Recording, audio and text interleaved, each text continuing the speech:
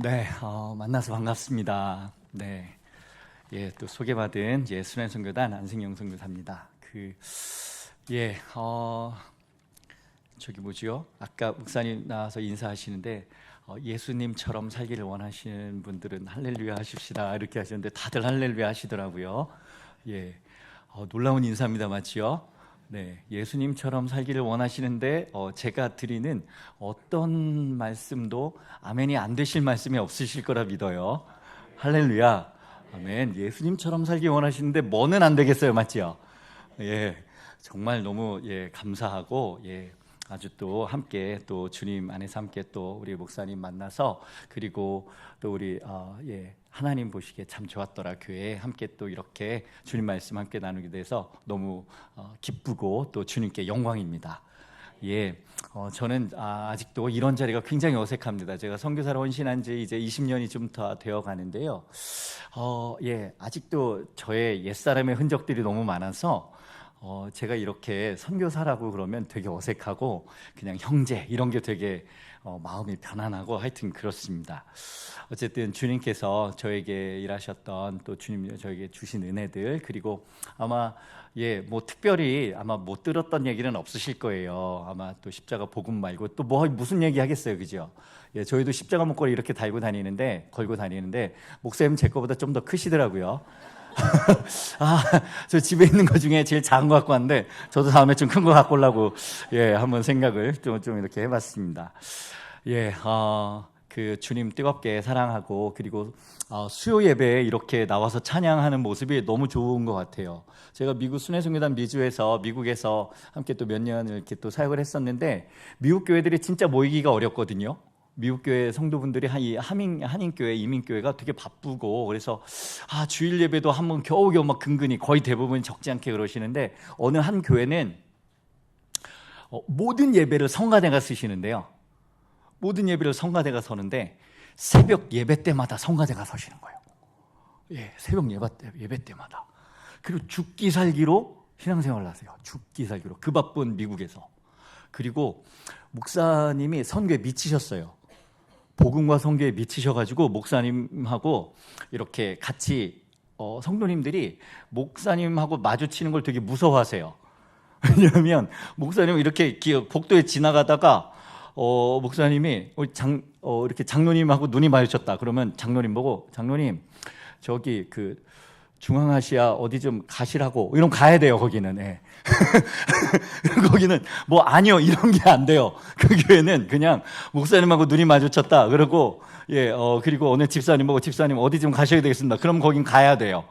안 그러면 그냥 교회를 떠나든지 지구를 떠나든지 아니면 가시든지 뭐 이러는 교회가 하나 있었어요. 아주 막 죽기 살기로 주님 앞에 저희도 그냥 복음 뭐 십자가 그러면 저희도 웬만해서는 어디 가서 좀 잘 안 꿀리고 저희도 좀 이렇게 주님 뜨겁게 따라간다고 저희 또 따내는 그런데 그 교회는 한 교회가 하여튼 죽기 살기로 이렇게 우리 손으로 선교를 끝내자 뭐 이런 식이에요. 구호가. 아니 들어보면 자기들만 주님 따르는 것 같아. 자기들만. 선교는 전쟁이다. 구호가 그래요. 거기는 그 교회는 선교는 순교다. 선교는 기도다. 선교는 전쟁이다. 뭐 이런 식으로 하여튼 주님 뜨겁게 사랑하는 분들을 만났는데 아까 목사님 나오셔서 인사하시는데 예수님처럼 살기를 원하시는 분 할렐루야 하는데 갑자기 그 생각이 퍼뜩 났습니다. 여러분 예수님처럼 사는 게 어떤 건지 아시고 할렐루야 하신 거죠? 할렐루야. 아멘. 우리 주님을 사랑하시는 분만 아멘 하십시다. 아멘, 아멘. 정말 저희 이때에 어떤 데는 주일 예배도 다시 모여서 예배 드리기를 힘겨워하는 이때에 저는 수요 예배에 또 이렇게 또 함께 또 찬양하고 주님을 예배하고 그리고 정말 근데 우리가 잘 알잖아요. 우리가 어떻게 예수님처럼 살겠어요, 맞죠, 그죠? 잘 사세요? 잘 사시나 보다, 그죠? 우리가 우리를 아는데. 예수님처럼 살기를 소망하는 분들이 계시다는 것만 해도 감격입니다. 그리고 그게 소망이 되고 그리고 제가 예전에 그 선교사로 헌신하기 전에, 이거 제가 마셔도 되는 물인가요, 목사님? 예, 감사합니다. 제가 예전에 선교사로 헌신하기 전에 제가 학원에서 강사 생활을 잠깐 했거든요. 예. 조그만 학원이었어요. 조그만 학원, 뭐 이렇게 큰 학원, 뭐 이렇게 쪽지기 강사 뭐 이런 건 아니고요. 학원 강사를 이제 중학생, 고등학생 아이들을 좀 가르친 적이 좀 있었습니다. 그냥 아르바이트로 이렇게 간단하게 좀 했었는데, 그때 큰일 났네. 이거 빨리 본론 들어가야 되는데. 갈 길이 뭔데? 제가 왜 이렇게 말이 횡설수설 나오죠? 주여.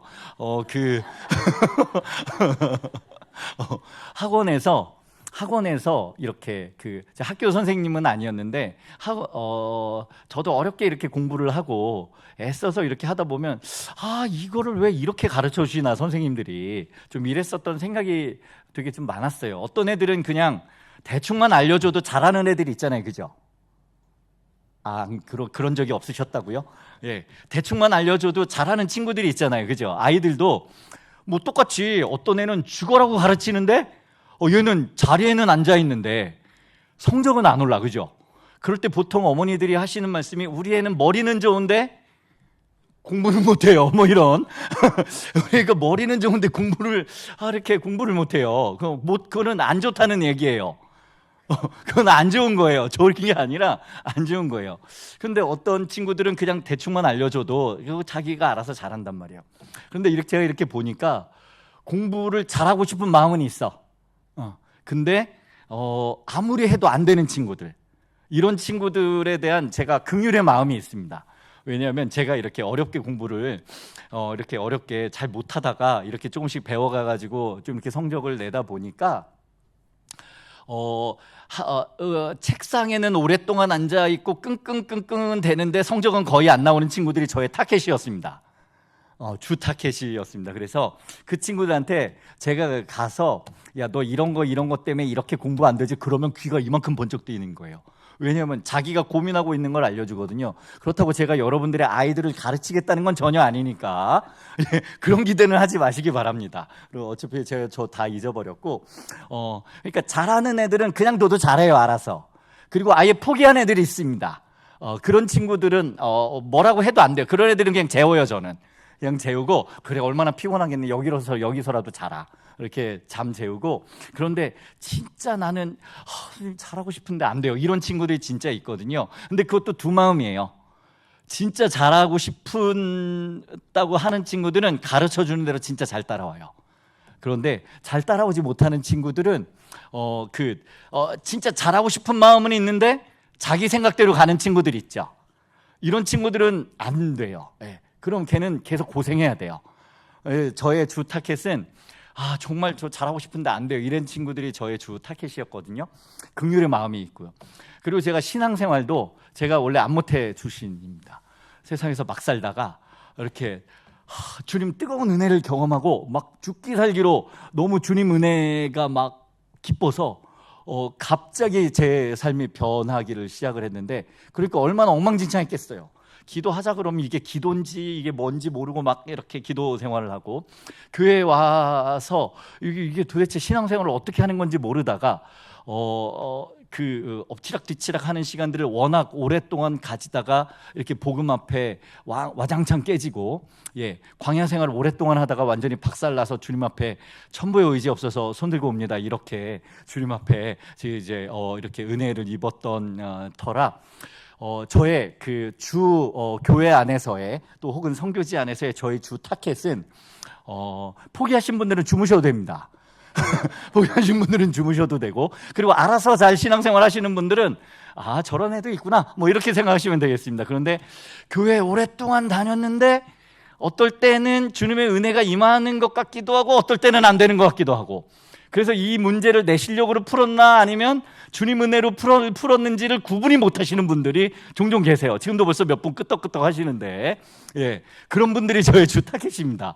그래서 아마 그런 분들은 아마 제가 지나온 시간들을 들으면, 어머, 그래서 그랬구나, 그래서 그랬구나, 그게 문제였구나. 지금도 보니까 현수막이 십자가 생활화야. 십자가가 뭔지 아시죠? 십자가는 사형틀이에요. 날마다 사형틀을 지고 간다는 얘기잖아요, 맞죠? 할렐루야. 아시는 거죠? 알고 계신 거죠? 예. 십자가를 생활화하겠다. 이거 보통 일 아닙니다. 날마다 내가 죽겠다는 얘기잖아요. 맞죠? 근데 잘 안 죽어지시는 분들, 예. 이런 분들이 저의 주 타겟입니다.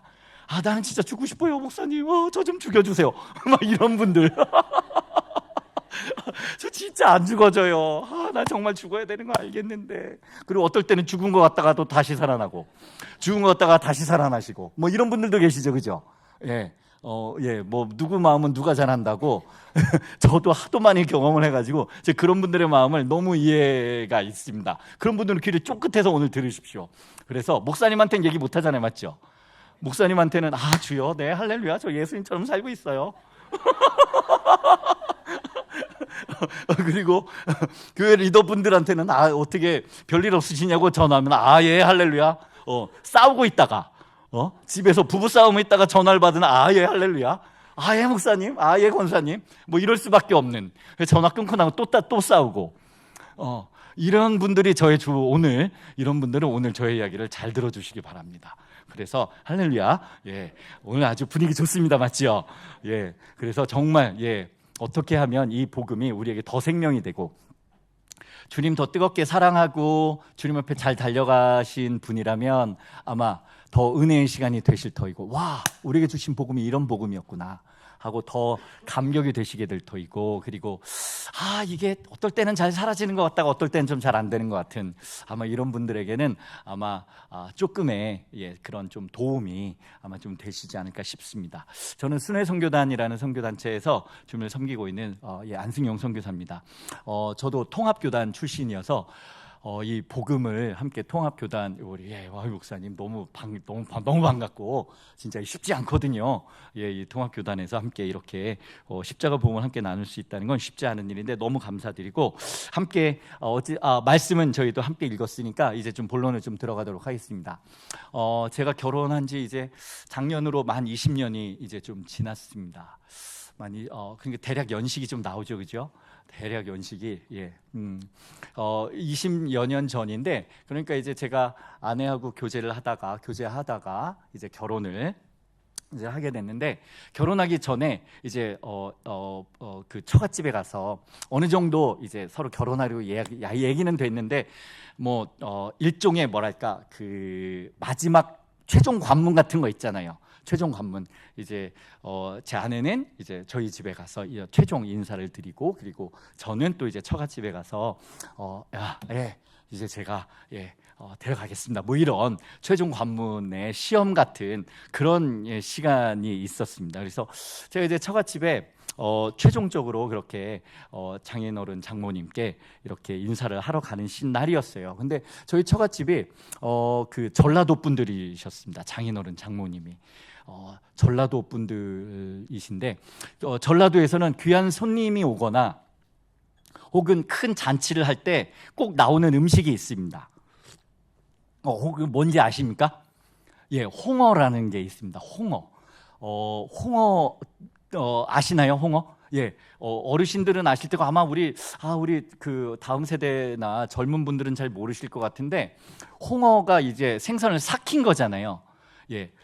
저도 이제 서울에서 태어나서 자라가지고 홍어 무침 같은 거 먹어봤어요.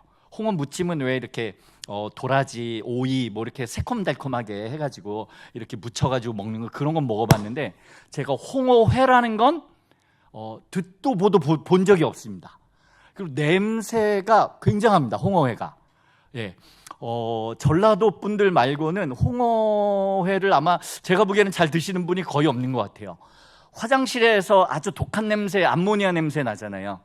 홍어회는 제대로 삭히면 그 암모니아를 한 100배 압축시킨 것 같아요. 화장실에 그 암모니아 냄새가, 그 홍어 삭힌 향기가, 이게 기가 막 대단합니다. 이게 지금은 제가 홍어 얘기를 하는데도 제가 침이 고이는데 지금 홍어 얘기를 하는데 침이 고이는데, 저는 홍어라는 존재가 있는 줄도 몰랐어요, 그때는.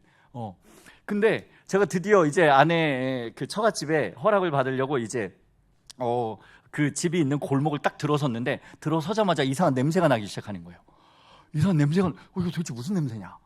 그런데 점점 그 집을 다가가는데 이게 홍어라는 건가 보다 라고 하는 생각이 확 들어왔습니다. 그래서 야, 큰일 났네. 이게 무슨 냄새지? 하고 집을 대문을 딱 들어서는 순간부터 오늘 큰일 났다. 이 사태를 어떡하지? 라고 그래서 제가 누구를 만나러 가는지 그리고 만나서 무슨 얘기를 해야 되는지 다 써놨는데 다 잊어버렸어요. 큰일 난 거예요. 저 그때부터 온통 저의 생각은 야, 이 사태를 어떻게 넘어가나. 그래가지고 이제 뭐 이런 뭐 인사드리고 뭐 이렇게 했어요. 근데 드디어 이제 밥상이 나왔습니다. 드디어 제가 걱정하던 홍어가 나왔습니다. 홍어가 너무 잘 삭혀서 나온 거예요. 덜 삭히면요 냄새 별로 안 나거든요. 그냥 회 조금 이렇게 꾸리꾸리한 냄새 나는 것 같아요. 그냥 먹으면 돼요. 근데 이건 진짜 귀한 사위 왔다고 너무 잘 삭힌 걸 내주신 거예요. 냄새를 맡는 순간 제 안에 이거 먹으면 죽겠구나 하는 두려움이 저를 엄습했습니다. 제가 웬만해서는 음식 잘 먹거든요. 제가 순회 선교사다 보니까 열방을 다니면서 웬만한 음식에 별로 충격을 안 받아요. 근데 저는 그 충격을 지금도 잊을 수가 없어요. 저는 그래서 외국에 나가서 먹기 어려운 음식을 별로 만난 적도 없지만 그때를 기억하면 저는 웬만한 음식 다 먹을 수 있습니다. 그 선교지의 문화 충격은 그 전라도를 가서 겪은 문화 충격보다 훨씬 덜합니다. 저는 어디 가서도 잘 살 수 있습니다. 아무튼 그 홍어가 나왔는데 야, 이걸 먹으면 완전 죽을 것 같은 거예요. 그리고 두려움이 찾아오는데 땀이 삐질삐질 나고 그래가지고 한참 고민을 했습니다. 그리고 무슨 얘기를 했는지 기억도 하나도 안 나고 그래서 야, 이거 어떡하지? 먹을까 말까 이 생각을 계속 했어요. 그래서 아마 말실수도 많이 한 것 같아요. 말실수 많이 한 것 같고 이걸 어떻게 먹어야 되지 먹어야 되나 말아야 되나 하여튼 그랬습니다. 근데 그때는 이걸 안 먹을 무슨 자리인지 제가 말씀드리면 기억나시죠? 예. 제가 이제 결혼 허락받으러 이제 장인 장모님한테 갔단 말이에요. 예. 근데 이 홍어가 나왔으니 제가 이걸 먹었을까요? 안 먹었을까요? 먹었을까요? 안 먹었을까요? 입장 바꿔서 생각해 보세요. 여러분들 같으면 드시겠어요? 이거 먹으면 죽는다니까요. 이거 먹으면 실제로 죽겠어요. 정말 이거 먹으면 큰일 날 것 같아요. 근데 제가 이걸 먹었을까요? 안 먹었을까요? 먹었어요. 왜 먹었을까요? 결혼하려고. 감사합니다. 이럴 때 조금 우아하게 대답을 해주시면 참 좋은데 뭐 아내를 사랑해서라든가 뭐 아니면 뭐 이래서라든가 해야지 결혼하려고 이러면 너무 좀 그렇잖아요. 제가 그래도 선교사인데 그지요? 예. 아무튼 아니 만약에 이거를 제가 안 먹고 아버님 제가 이거 못 먹겠습니다 이러면 갑자기 아버님이 아니 홍어도 못 먹나? 난 이 결혼 반댈세. 뭐 이러시면은 이거는 어떡해요? 그러니까 제가 와 이거를 이거 안 먹으면 큰일 나겠다 싶어가지고 제가 이걸 들었습니다. 손 덜덜덜 떨면서 한 점을 들었습니다. 입에 넣었는데 와 이걸 씹으면 큰일 날 것 같은 거예요. 씹는 척하고 삼켰습니다. 씹는 척하고 삼켰는데 이게 쑥 들어갔는데 이게 바닥에 닿고 냄새가 올라왔습니다. 바닥에 냄새가 올라오는데 이게 이거를 내쫓다가는 이거 큰일 나겠는 거예요. 다시 꿀꺽 삼켰습니다. 와 이거를 제가 무슨 소도 아니고 이게 올라갔다 내려갔다 하는데 이게 정신에 한계도 없고 저는 그때의 시간이 저 지금도 땀 나는 거 안 보이십니까? 그때를 생각하면 진짜 하나님의 말씀이 제가 별로 이렇게 신령한 사람이 아니었는데 주님의 말씀이 저에게 실제가 되는 놀라운 시간을 경험했는데 온전한 사랑이 두려움을 내어 쫓나니 제 아내를 향한 저의 사랑이 그렇게 큰 줄 제가 그때 처음 알았습니다. 그 죽을 것 같은 두려움을 뛰어넘고 제가 홍어를 먹었더랬습니다. 할렐루야. 제가 그 덕에 제가 이렇게 결혼을 해가지고 하여튼 잘 살고 있는데 아무튼 제가 무슨 이야기를 들으려고 하냐면 오늘은 사랑이라는 얘기를 좀 하려고 합니다. 사랑이라는 주제를 좀 이야기를 하려고 합니다. 성경에 나오는 그리고 우리가 쓰고 있는 많은 용어들 중에서 참 많이 원래의 의미하고는 달리 변질되고 혹은 오염되고 이런 것들이 너무 많습니다. 지금도 사랑 그러면 우리가 딱 드는 생각이 이상한 하여튼 자기 나름대로의 그런 딱 눈에 딱 맞아가지고 그냥 불꽃이 막 푸르륵 튀고 막 이런 거, 내지는 하여튼 뭐 다양한 형태의 그런 사랑들을, 하여튼 이런 온갖 잡다한 것들을 다 사랑이라고 이야기하는 이 시대에 사실은 가장 선한 것, 하나님 떠난 죄인들에게 있어서는 사실은 온전한 것이 없습니다. 아름다운 것, 그 다음에 진짜 참 진리, 그리고 선한 것이라고 하는 것들은 모두 다 누구에게서 나온 것이냐면 하나님에게서 나온 것입니다. 사랑을 알려면 누구에게 가야 하냐면 하나님께 가야 합니다. 진짜 진리를 알려면 누구에게 가야 하냐면 우리 주님께 가야 합니다. 정말 진정한 아름다움이 뭔지를 알려면 우리는 주님께 여쭤봐야 합니다. 어떤 선한 것도 우리에게서는 그림자일 뿐이고, 그리고 변질된 것이지 진정한 의미를 모릅니다. 사랑이라는 것도 많이 참 변질이 되어 있는데, 그런데 아무리 죄인이기는 하지만 그러나 하나님의 형상대로 지음받았기 때문에 우리 안에 하나님의 형상의 흔적들이 남아있어요. 하나님의 형상대로 지음받았기 때문에. 그 가장 큰 증거가 뭐냐면요, 하나님의 형상대로 지음받은 사람은요, 사람의 특징이 있는데, 그 특징은 뭐냐면 반드시 사람은요, 누구든지입니다. 크리스찬뿐만 아니라 혹은 뭐 힌두교인이든 무슬림이든 심지어는 무신론자들이라고 하더라도 사람은 반드시 무언가를 미치도록 사랑하게 되어 있습니다. 아멘. 사람은 반드시 무엇인가를 미치도록 사랑하게 되어 있습니다. 그게 뭐냐는 차이일 뿐입니다. 그게 무엇인지, 그게 누구냐는 차이일 뿐이지, 하나님의 형상대로 지음받은 사람은 반드시 무엇인가를 미치도록 사랑하게 되어 있습니다. 그렇지 않으면 사람은 살 수가 없어요. 여러분들도 내가 나는 무엇을 미치도록 사랑하는지를 한번 생각하면서 오늘 주님의 말씀을 함께 좀 가시면 좋겠습니다. 사랑의 특징 중에 하나는요, 결코 사랑이라는 속성 자체가 절대 지치지 않습니다. 난 너무 사랑해서 하나 미치겠다. 나 진짜 사랑하다 지쳤어요. 이런 건 없어요, 원래. 그건 사랑이 아니에요. 사랑의 특성은 지치거나 혹은 식거나, 사랑하면요, 피곤하지도 곤비치도 지치지도 않고 독수리 날개쳐 올라가는 힘이 있습니다. 독수리 날개쳐 올라가는 힘이 그 사랑이라는 속성에는 있습니다. 다음 세대가 우리 참 좋았더라 교회에는 진짜 우리 다음 세대 친구들이 있어서 정말 귀한 감사한 일인데, 다른 이제 선교 현장이나 아니면 지금 캠퍼스나 아니면 교회들을 보면 다음 세대가 사라지고 있다 그래요. 그리고 다음 세대들에게 우리 10대 중고등학생들한테 설교하기란 진짜 무섭습니다. 무섭습니다. 저희가 순회성교단에서 하는 복음학교라는 게 있는데요, 보통 저희가 많이 이렇게 오실 때는 저희가 몇 해 전에, 코로나 전에는 한 400명, 500명씩 저희가 복음학교라는 걸 했어요. 근데 한 번은 청소년들을 위한 복음학교를 했는데 한 50명 왔어요. 죽을 뻔했어요. 차라리 어른들 5,000명 하는 게 낫지, 애들 50명은 너무 힘들다 우리. 너무 힘들다. 애들이 반응하지를 않아요. 애들이 이렇게 왔는데 전부 다 우리 진짜 여기 친구들은 다들 지금 아이들이 깨어 있다는 것 자체가 기적입니다, 진짜. 중고등부 수련회나 아니면 어디 예배에 가서 메시지를 하려고 그러면 미치겠습니다, 정말. 애들이 듣지를 않고 눈이 풀려 있어요. 눈이 풀려 있고 얘네들이 살았나 죽었나 궁금할 정도로 애들이 반응을 하진 않습니다. 그리고 우리 다음 세대들이 요즘은 아이들이 쓰는 말들이 달라요, 어른들하고.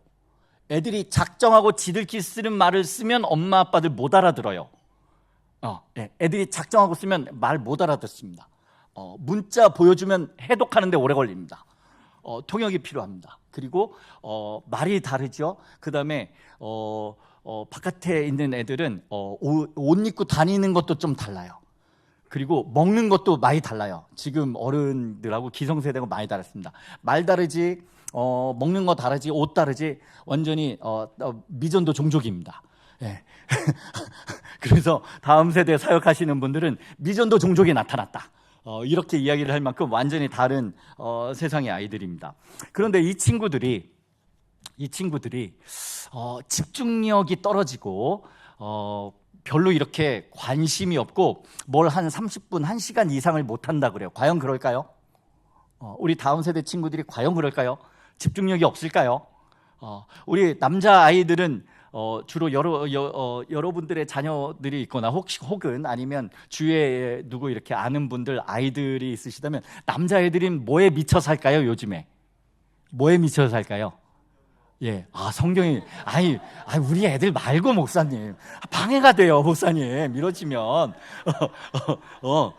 바깥에 애들 이야기하는 거예요. 바깥에 애들 이야기 뭐에 미쳐 있을까요? 보통 남자애들이 보통 게임, 그지요? 게임 혹은 뭐 인터넷 뭐 아니면 어떤 애들은 또 운동, 어떤 애들은 요즘 청소년들 중에 여러분들은 잘 모르시겠지만 적지 않은 친구들이 인터넷 도박에 중독되어 있는 중고등학생 애들이 꽤 많습니다.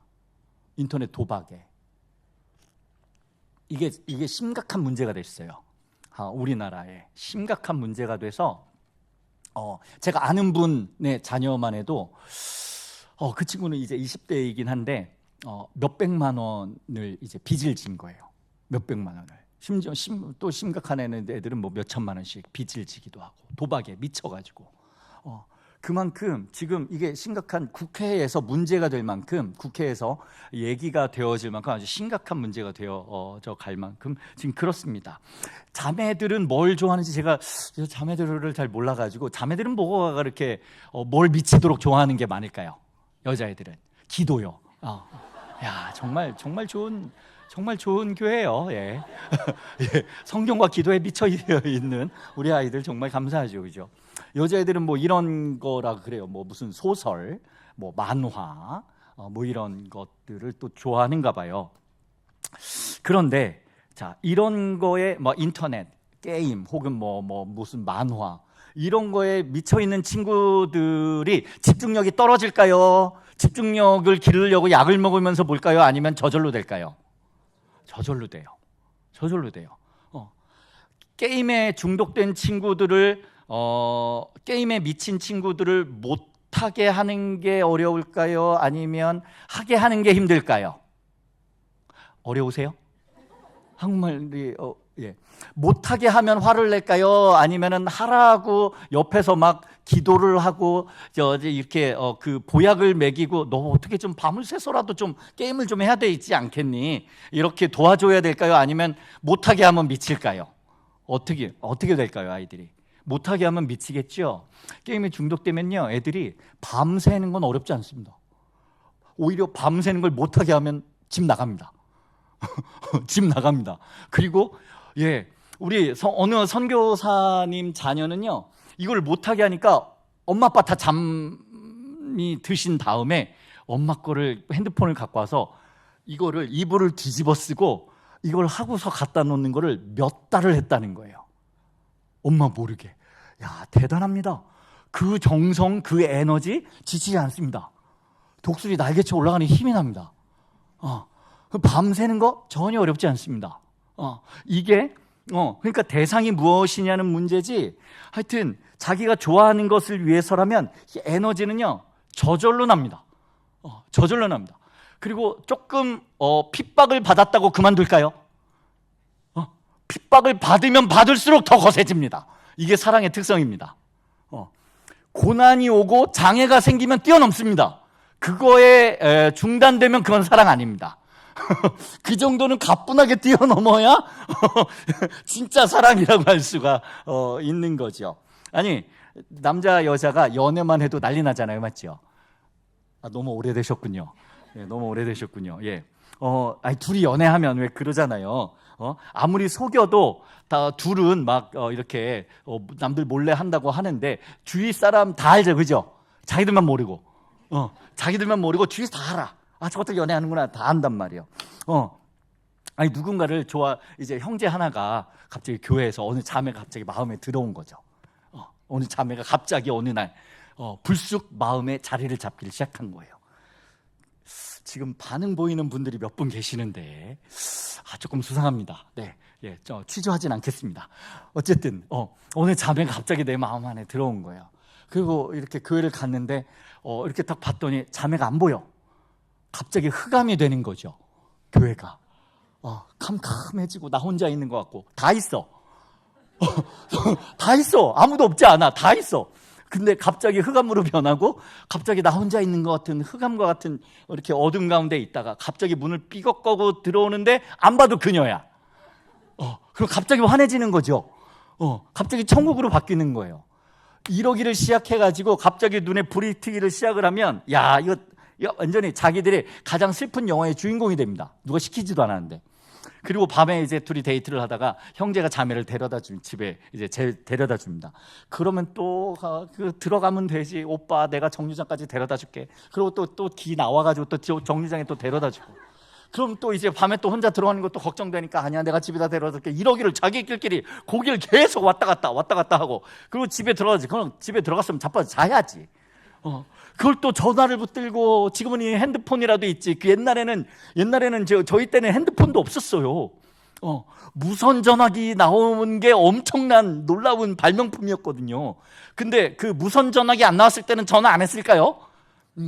전화선을 끌어와가지고 이불 속에 들어가서 밤새도록 전화를 하고 밤에 이것들이 도대체 그 낮에 그렇게 하고서 헤어졌으면 그러면은 밤에 가면 자빠져 자야 되잖아. 밤새도록 했던 얘기 또 하고 그리고 못한 얘기 또 이따 내일 만나서 또 해 그러고 끊고 새벽같이 만나고 하여튼 형제 자매만 해도 남자 여자만 해도 불꽃 튀게 물론 그게 오래가지 않는다는 게 문제긴 하지요. 그죠? 네. 결혼하고 나서 이게 오래가지 않는다는 게 문제긴 하지만 어쨌든 연애만 해도 눈에 불꽃이 튀면 피곤해서 못한다? 아니면 지쳐서 못한다? 이런 건 없습니다. 결국 사랑의 대상이 뭐냐는 거죠. 무엇에 미쳐있냐는 거예요. 뭐에 미쳐있는가. 그러니까 누군가를 사랑하게 됐다 그러면요 에너지 피곤하다 지쳤다 오늘 이제 데이트했으니까 이제 내일은 좀 쉬자. 내일은 좀 그만하자. 그러면 아니 오빠 어떻게 오늘 만났는데 내일 또 만나냐고. 이런 건 사랑 아닌 거죠. 그죠? 사랑하면은 이건 뭐 그냥 계속 같이 있어도 피곤하거나 지치지가 않습니다. 무슨 수를 써서라도 만나고 싶고 보고 싶고 듣고 싶은 게 사랑의 에너지인 거죠.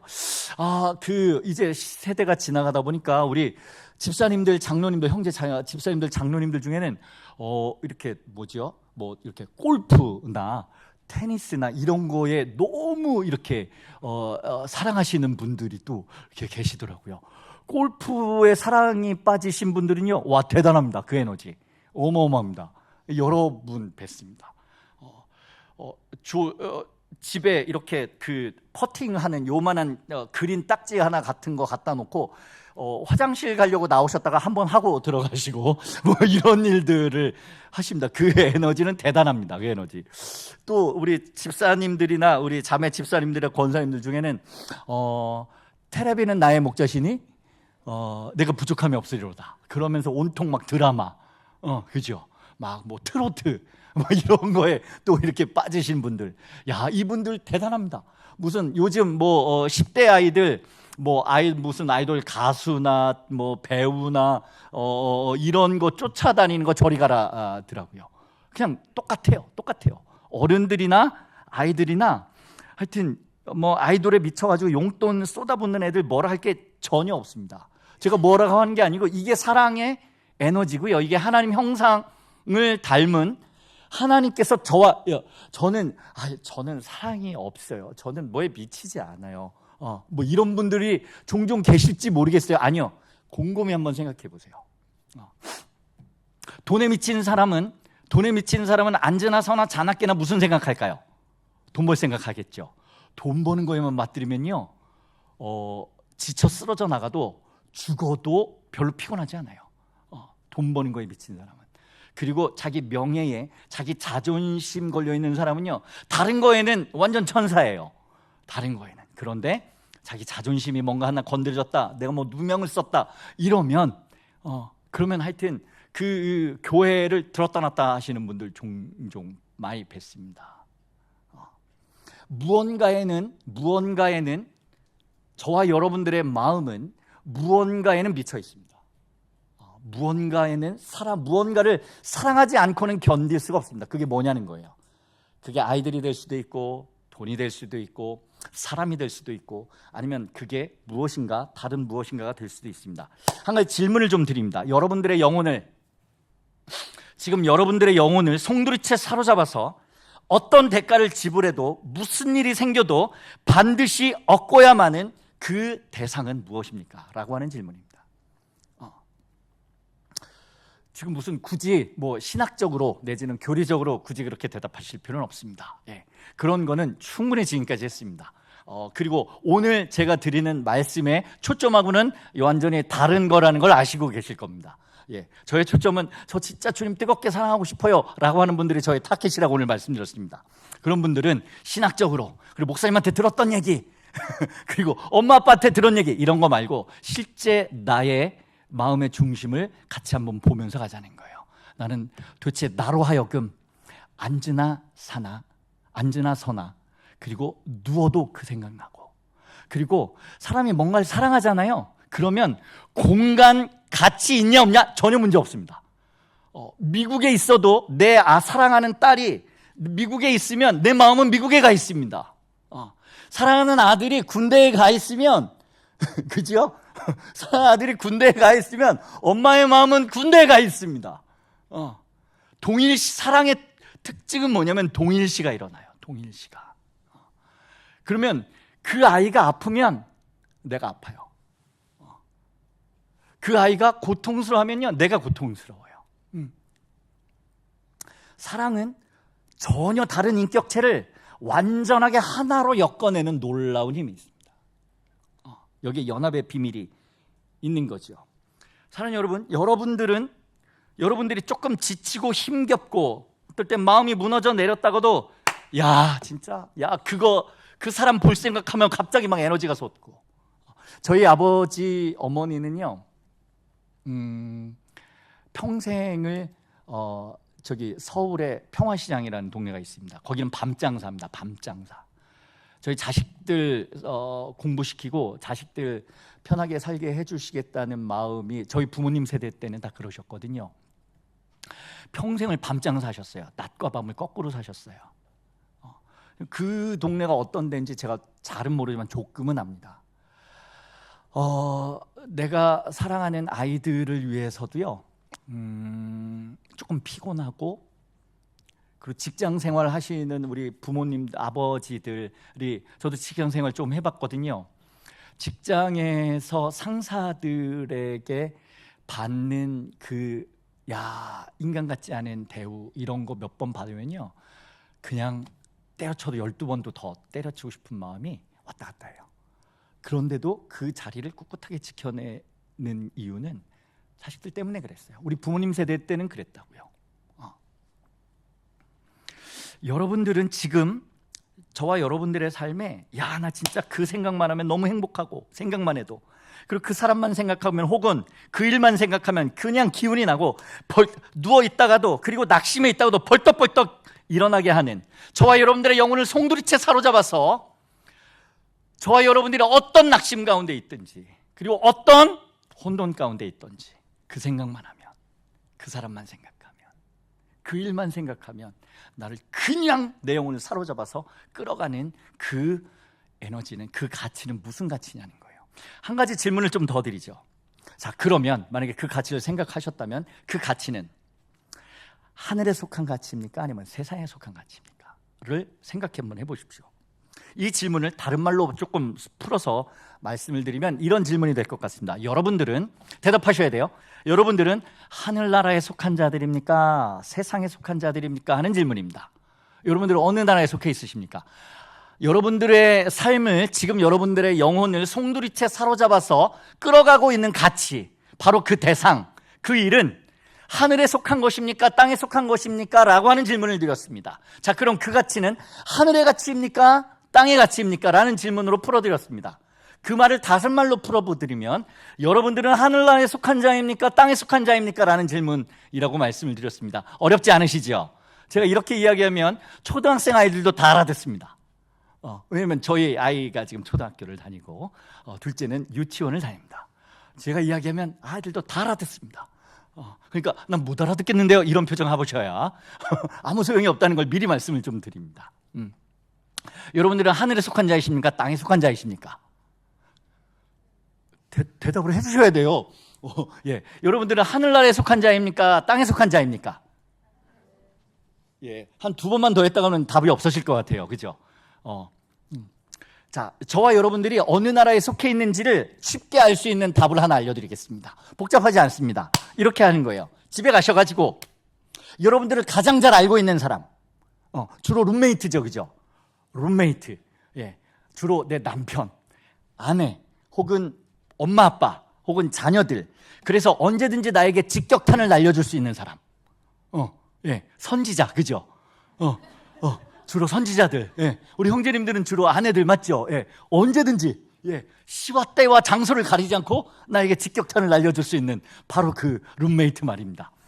그분에게 가가지고 오늘 물어보는 거예요. 조용히. 예. 너무 분위기 잡지 말고 그냥 물어보는 거예요. 여보, 당신이 보기에는 내가 어느 나라에 속한 사람 같소?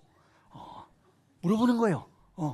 보통 사람들이요, 이렇게 일주일, 여러분들은 그래도 자주 교회에 모이실 터인데, 그래도요, 저희는 공동체로 살거든요. 예, 공동체로 같이 살아요. 그래서, 예, 저희는, 24시간 365일 같이 삽니다. 예. 공동체로 살면, 일주일에 한 번, 혹은 뭐 일주일에 두세 번 이렇게 만나면 서로 천사처럼 지낼 수 있어요. 그죠? 예. 어머, 집사님. 어머, 장로님, 할렐루야. 평안하셨어요. 얼마든지 천사처럼 살 수 있어. 근데, 절대 못 속이는 사람은 가족들이잖아요. 맞죠? 가족들 앞에서는 거의 천사인데 집에 가면 갑자기 폭군으로 변하시거나 이런 분들을 저희가 워낙 많이 봤기 때문에 저희는 앞에서 은혜는 받되 속진 않습니다. 은혜는 받지만 이분 정말 천사구나 이런 생각은 잘 안 듭니다. 이런 생각은 잘 안 들고 어찌됐든 여쭤보는 거예요. 여보, 당신이 보기엔 내가 어느 나라에 속한 사람 같소? 그러면 직격탄을 날려주는 그녀가 혹은 그분이 하는 얘기가 저와 여러분이 속한 거기가 바로 거기입니다. 바로 거기가 거기입니다. 사람은 반드시 자기가 간절히 바라고 원하고 자기에게 생명이 된 가치대로 살아가게 돼 있어요. 사랑하는 것을 쫓아가게 돼 있단 말이에요. 아무리 늑대를요, 양의 탈을 씌워놔도 양처럼 다 숨길 수 있단 말이에요. 뭐 이렇게 늑대가 음매 소리를 낼 수 있을지 모르지만 모든 걸 다 따라해도 늑대를 숨길 수 없는 건, 늑대를 속일 수 없는 건 그냥 생고기 피 냄새 딱 나는 생고기 하나 갖다 놓으면 침이 자기도 모르게 질질 나와요. 세상에 속한 사람은요, 세상을 살아가는 사람은 모든 걸 다 따라해도 결정적인 순간에 내가 원하는 대로 가게 돼 있어요. 결정적인 순간에. 맞죠? 그죠? 예. 그러니까 진짜 내가 어떤 가치를 가지고 내게 어느 만큼의 생명이 되어 있는지를 보려면 아무도 보는 사람 없을 때 나는 어떤 사람인가라고 하는 거예요. 누구도 보는 사람 없을 때, 혹은 나랑 가장 친밀한 가족끼리 있을 때. 왜냐하면 가족은 숨길 수가 없으니까요. 그래서 우리가 뭐라고 말하는 것보다 사실은 우리가 어떻게 살아가는 모습이 무엇인가가 진짜 그 사람인 거죠. 그죠? 저는 하늘나라에 속했어요. 저는 복음이 충분해요. 심지어는 복음을 외치고 복음을 가르치고 그리고 복음을 위해서 죽는다고 말은 해도 실제는 복음하고 아무런 상관이 있을 수 없는 일이 있을 수 있을까요? 없을까요? 가능합니다. 그건 제 얘기가 아니라 성경의 이야기입니다.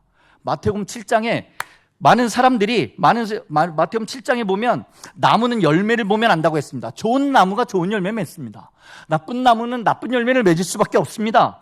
주님께서 나더러 주여 주여 하는 자보다 다 천국에 들어가지 못한다. 하늘에 계신 아버지 뜻대로 행하는 자라야 들어갈 거다 하시면서 그날에 많은 사람들이 나더러 이르되 주여 우리가 주님의 이름으로 선지자 노릇도 하고 주의 이름으로 귀신도 내쫓고 주의 이름으로 많은 권능도 행했습니다. 대단한 주의 종이라는 이야기입니다.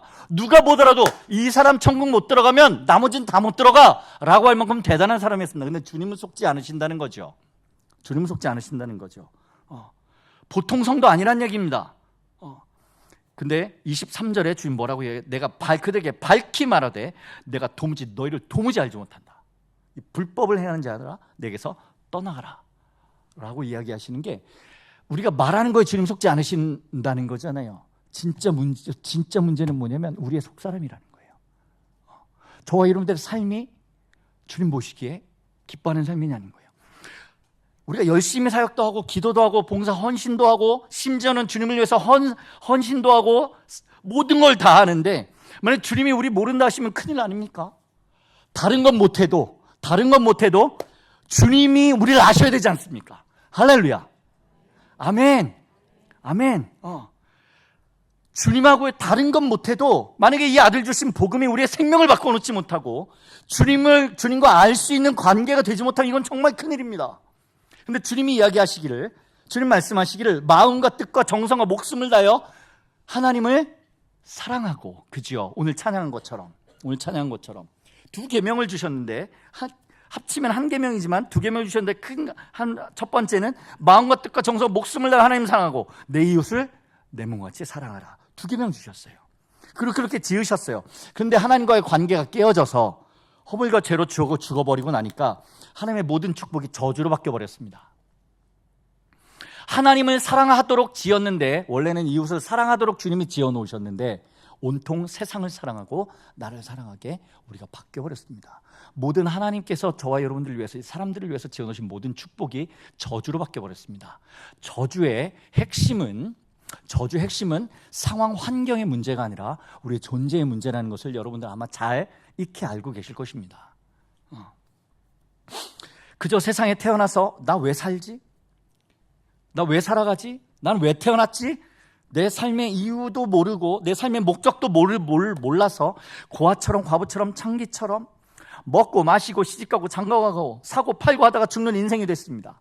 심지어는 저도 그랬지만 교회 오랫동안 출석도 하고 심지어는 복음을 들었고, 그리고 복음을 가르치면서도 복음이 생명이 되지 못하는 경우가 되어버리면 이건 정말 끔찍한 일입니다.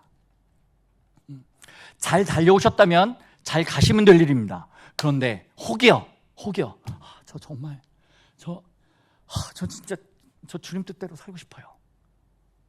저 주님 떠나면 안 돼요.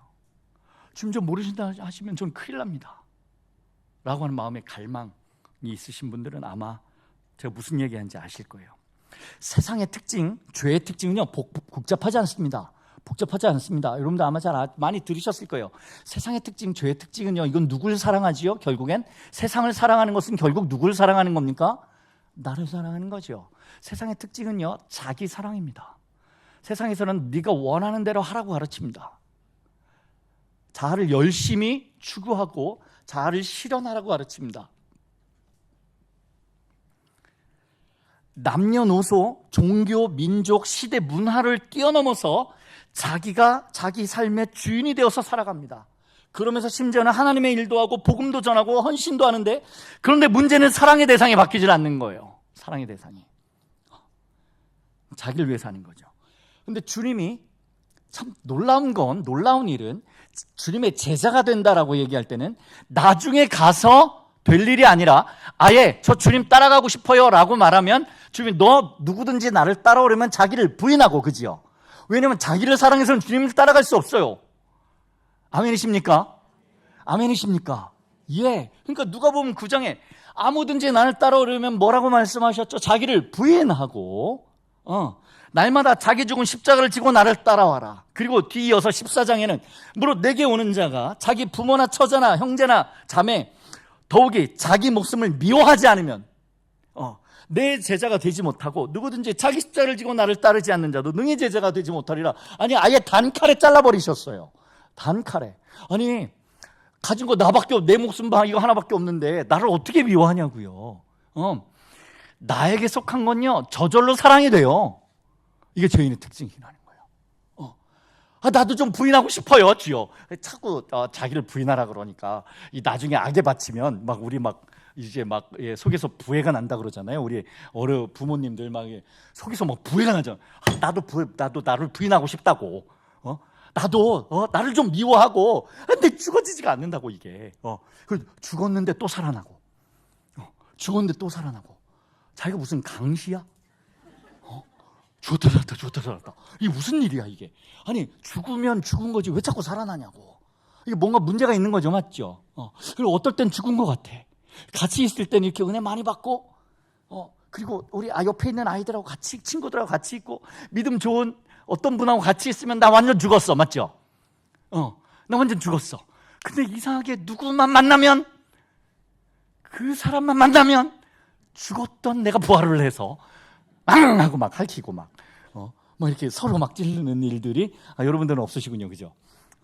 예, 저는 굉장히 많았습니다. 자기를 사랑하면서 주님을 따른다. 가능할까요? 아니요, 불가능합니다. 불가능합니다. 어떤 분들 또 이러세요. 저는요, 진짜 저는 세상도 사랑하고 주님도 사랑해요. 아주 뻔뻔스럽게. 저는요, 세상도 사랑하고 주님도 사랑해요. 그러니까 주님은 51%, 세상은 49%. 그러니까 주님을 조금 더 사랑하니까 괜찮지 않을까요? 그런 분들은 어떻게 하죠? 이런 분들은 어떻게 도와드려야 될까요? 저희는 보통 그럴 때 입술을 지진다 그럽니다. 예, 그런 입술은 짖어야 된다고 저희는 가르칩니다. 그럴 수가 없어요. 이건 사랑의 속성을 몰라서 그런 이유. 사랑은요, 전부를 요구해요. 생각 한번 해보시라고. 만약에 제 아내가, 여보, 전요, 당신을 51% 사랑하고요, 49%는, 그놈, 이렇게 사랑해요. 그러면은, 만약에 여러분들의 배우자나 애인이 만약에 그러면 어떡하시겠어요? 같이 사실 수 있으세요? 아니, 그건 입술 짖어가지고 안 되죠, 그죠? 머리를 뽑든지, 그죠?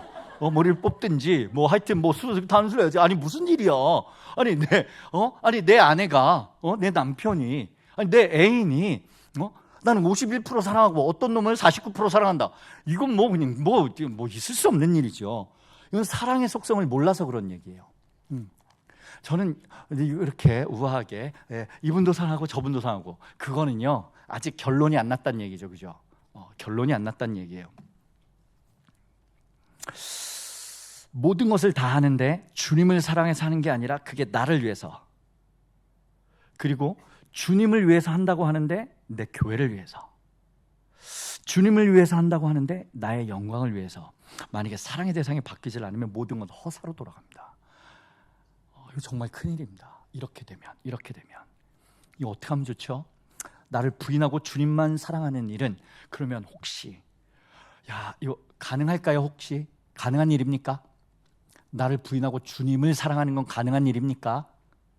가능한 일입니까? 가능해야죠. 그러니까 복음이죠. 그러니까 주님이시죠. 예, 성경은 그런 증인들로, 역사 속에는 그런 증인들로 가득합니다.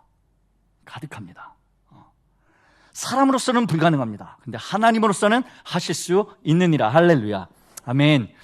주님은 나를 사랑하고 세상을 사랑하던 우리를, 이제는 나를 사랑하고 세상만 사랑하던 우리를 이제는 주님을 사랑하고 이웃을 사랑하게 하실 수 있다고 믿는 분만 아멘 하십시다.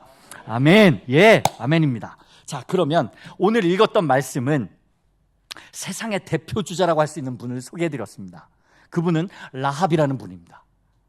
이분은요, 완전히 이 사람이 자기를 사랑하지 않고 주님을 사랑하게 됐다, 이분이 주님의 거룩한 신부가 됐다, 그러면요, 주님 사랑하지 못할 사람이 없습니다.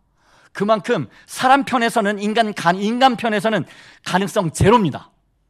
완전히 그냥 딱 보면 세상 사람, 대표주자입니다. 대표주자. 근데 그런 분을 주님이 만나주셔서 이분을 통해서 완전히 역사의 물줄기를 바꿔놨습니다.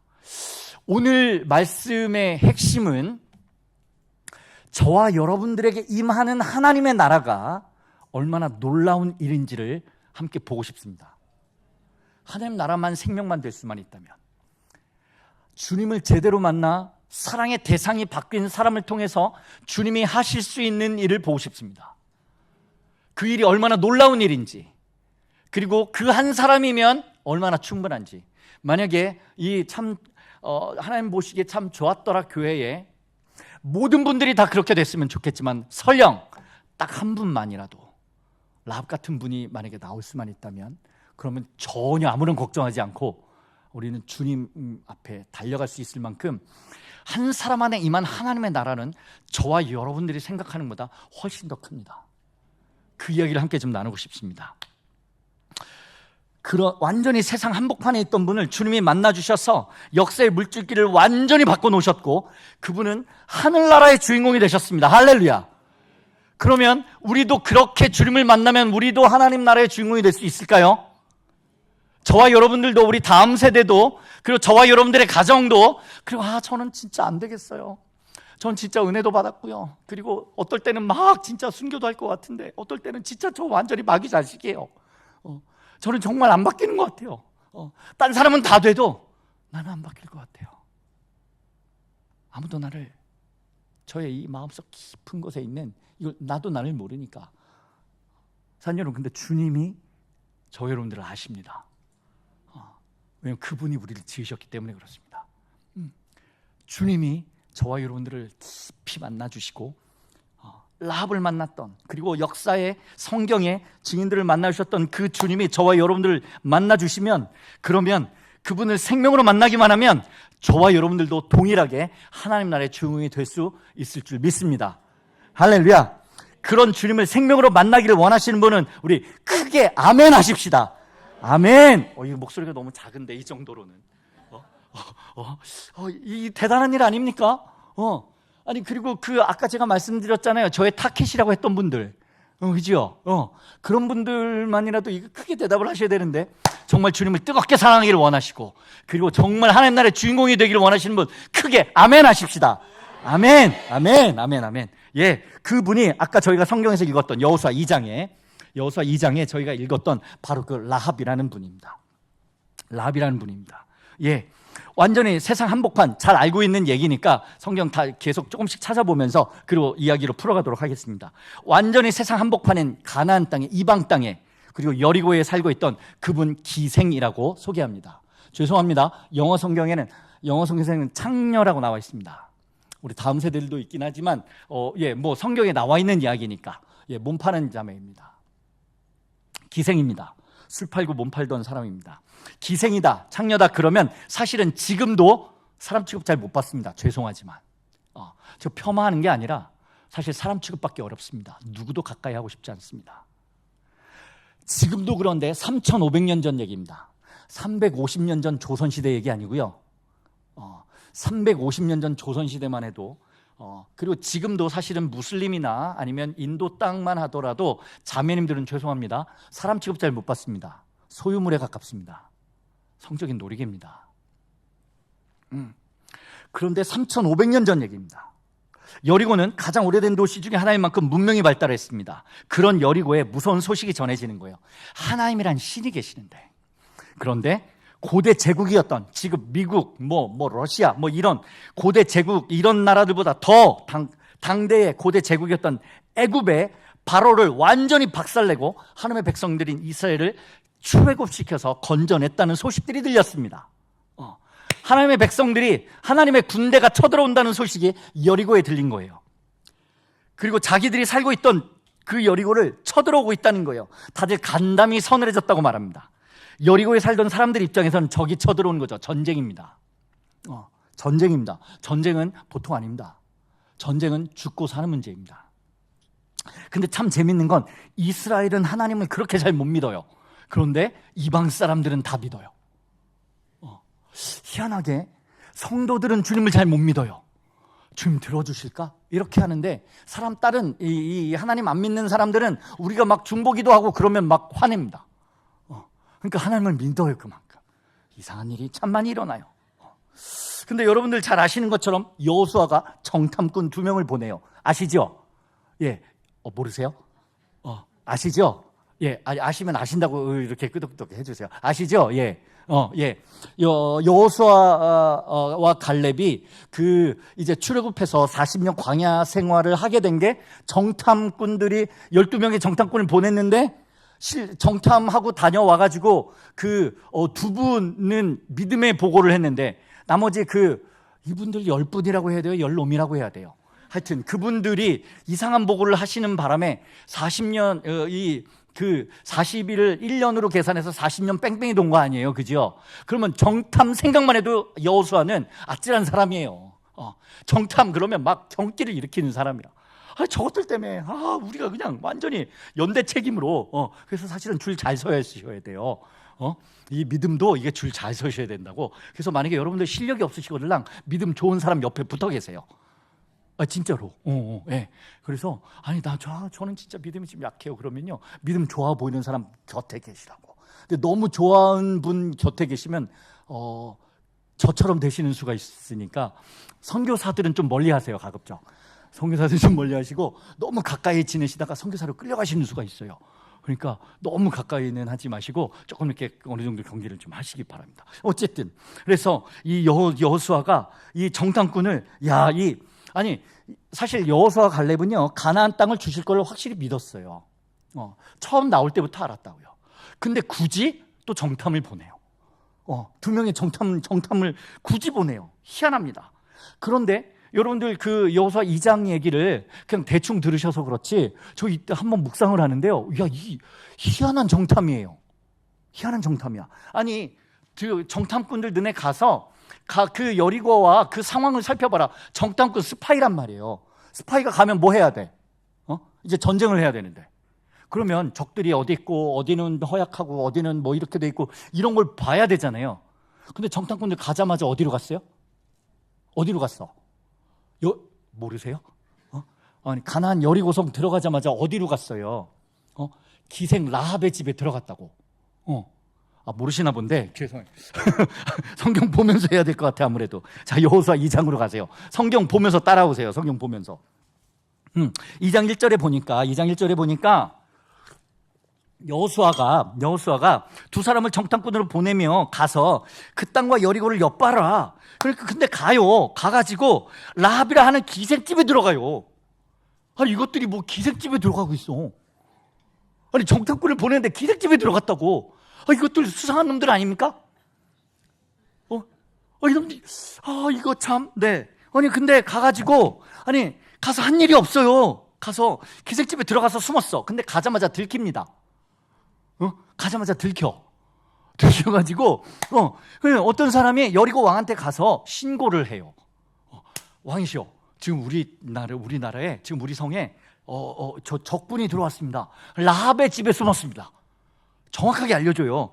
그러니까 그러니까 여리고 왕이 라합에게 사람을 보내요. 정탐꾼을 끌어내라고 한단 말입니다. 영화 시작하자마자 끝나게 생겼다고. 영화 시작하자마자 끝나게 생겼다고. 이게 도대체 이게 뭐 이런 게 다 있어. 가만히 보면요, 정탐꾼이 한 일이 아무것도 없어. 아무것도 없다고. 그리고선 정탐꾼들이 라합이 또 숨겨줘요. 자기들이 라합을 숨겨줘야지. 아니, 라합이 자기를 숨겨줘. 그리고 숨어 있다가 다시 도망 남았어요. 도망갈 때도 자기들의 지혜와 전략으로 숨어서 온 게 아니라 라합이 숨겨 알려주는 대로 숨어 있다 도망왔다고요. 산속에 가서 3일 동안 있다 그 다음에 가라. 그러니까 그래서 그러니까 이게 정탐의 전부입니다. 기생집에 들어갔다 3일 동안 거기서 뭐 했는지 모르겠지만 나중에 천국 가서 물어봐야 되겠죠, 그죠? 그때 가서 뭐 하셨습니까? 기생집에서 뭐 했습니까? 나 참 주여, 이분들 정말. 아니, 가서 숨어 있다가 그리고 도망오는 것도 라합이 알려주는 대로. 이게 정탐의 전부야. 우리 기준으로 보면요, 이거 완전히 실패한 정탐이에요. 완전히 실패했습니다. 제가 만약에 여호수아라고 쳐봅시다. 우리가 여호수아예요. 정탐꾼들이 왔어. 대장 다녀왔습니다. 어떻게 정탐 잘했어? 그랬더니 기생집 갔다 왔는데 말입니다. 기생집 갔다 왔어? 정탐 갔다 그랬더니 옛날 생각나지 않겠습니까? 또 실패구나. 또 실패했구나. 이거 큰일 났네. 이래서 정탐 안 보내는 건데 있지 뭐. 이래 우리 같으면 그랬을 텐데 기생집 갔다 왔어? 뭐 했니? 화를 안 내더라고요. 여호수아가 뒤에 보니까 화를 안 내고 물어봐요. 뭐 했어? 기생이랑 믿음의 교제를 나누고 왔습니다. 이러는 거예요. 만약에 저한테 와가지고 정탐꾼이 이렇게 보고를 했다, 곧바로 감옥이지 뭐. 얘네들은 볼 것도 없이 기생집을 갔다 와? 보나마나 뻔하지 뭐. 근데 정탐꾼들이 보고를 하는데요, 더 기가 막힙니다. 그들이 보고한 내용은요, 자기들이 봤던 게 아니라 라합이 한 말을 그대로 전해줍니다. 라합이 한 말을 그대로 전해줍니다. 사실은 기생 라합이요 이렇게 말하던데요. 그 이야기가 무슨 이야기냐면 2장의 24절에 보시면 24절에 보니까 여호수아에게 이르되 진실로 여호와께서 그 온 땅을 우리에게 주셨으므로 그 땅의 모든 주민이 우리 앞에서 간담이 녹더이다. 할렐루야. 라합이 한 얘기를 그대로 보고를 해요. 이 얘기예요. 하나님께서 그 땅을 우리에게 주셨던데요. 하나님께서 그 땅을 우리에게 주셨던데요. 이렇게 이야기하는 거예요. 예를 들어서 만약에 지금 표현을 한번 조금 바꿔보죠. 만약에 우리가 인도 선교사로 갔어요. 제가 인도 선교사에 갔어요. 제가 그럴 리는 없겠지만 기생집에 들어갔습니다. 제가 앞뒤 자르시면 안 됩니다. 예를 드는 거예요. 제가 인도에 가서 기생집에 들어갔습니다. 거기서 제가 자매를 하나 만났습니다. 그리고 저를 보고서 복음을 나눴더니 야, 너네 복음 진짜 대단하다. 하나님 살아계시네. 라고 하는 얘기를 듣고 와서 제가 우리 팀에 가서 우리 공동체에 가서 그 땅을 우리에게 주셨던데요. 라고 하는 얘기인 거예요. 이 얘기를 듣고 희한한 건 여호수아가 이 말을 들었는데 화를 내거나 벌을 내리지 않습니다. 오히려 이들의 보고를 그 땅을 우리에게 주셨다는 사인으로 봤습니다.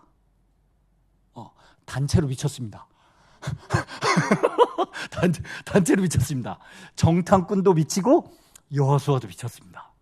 도대체 이분들은 뭘 봤을까요? 도대체 라합에게 일어난 일이 무슨 일일까요? 사랑하는 여러분, 잘 들으시기 바랍니다. 이 말이 무슨 말인지 한번 잘 들어보시기 바랍니다. 라합 한 사람에게 하나님 나라가 임했다면, 가나안 전쟁은 해보지 않아도 우리 땅이다. 할렐루야. 이 얘기입니다. 라합 한 사람에게 하나님 나라가 임했다면 이 땅은 우리 땅이다 라고 하는 것입니다. 아니, 이 얘기를 교회 개척을 하러 갔는데 인도에 그 땅에 교회가 번성했구나, 이 정도도 아니고 이거 전쟁입니다. 사랑하는 여러분, 이거 실제 상황입니다. 전쟁 상황입니다.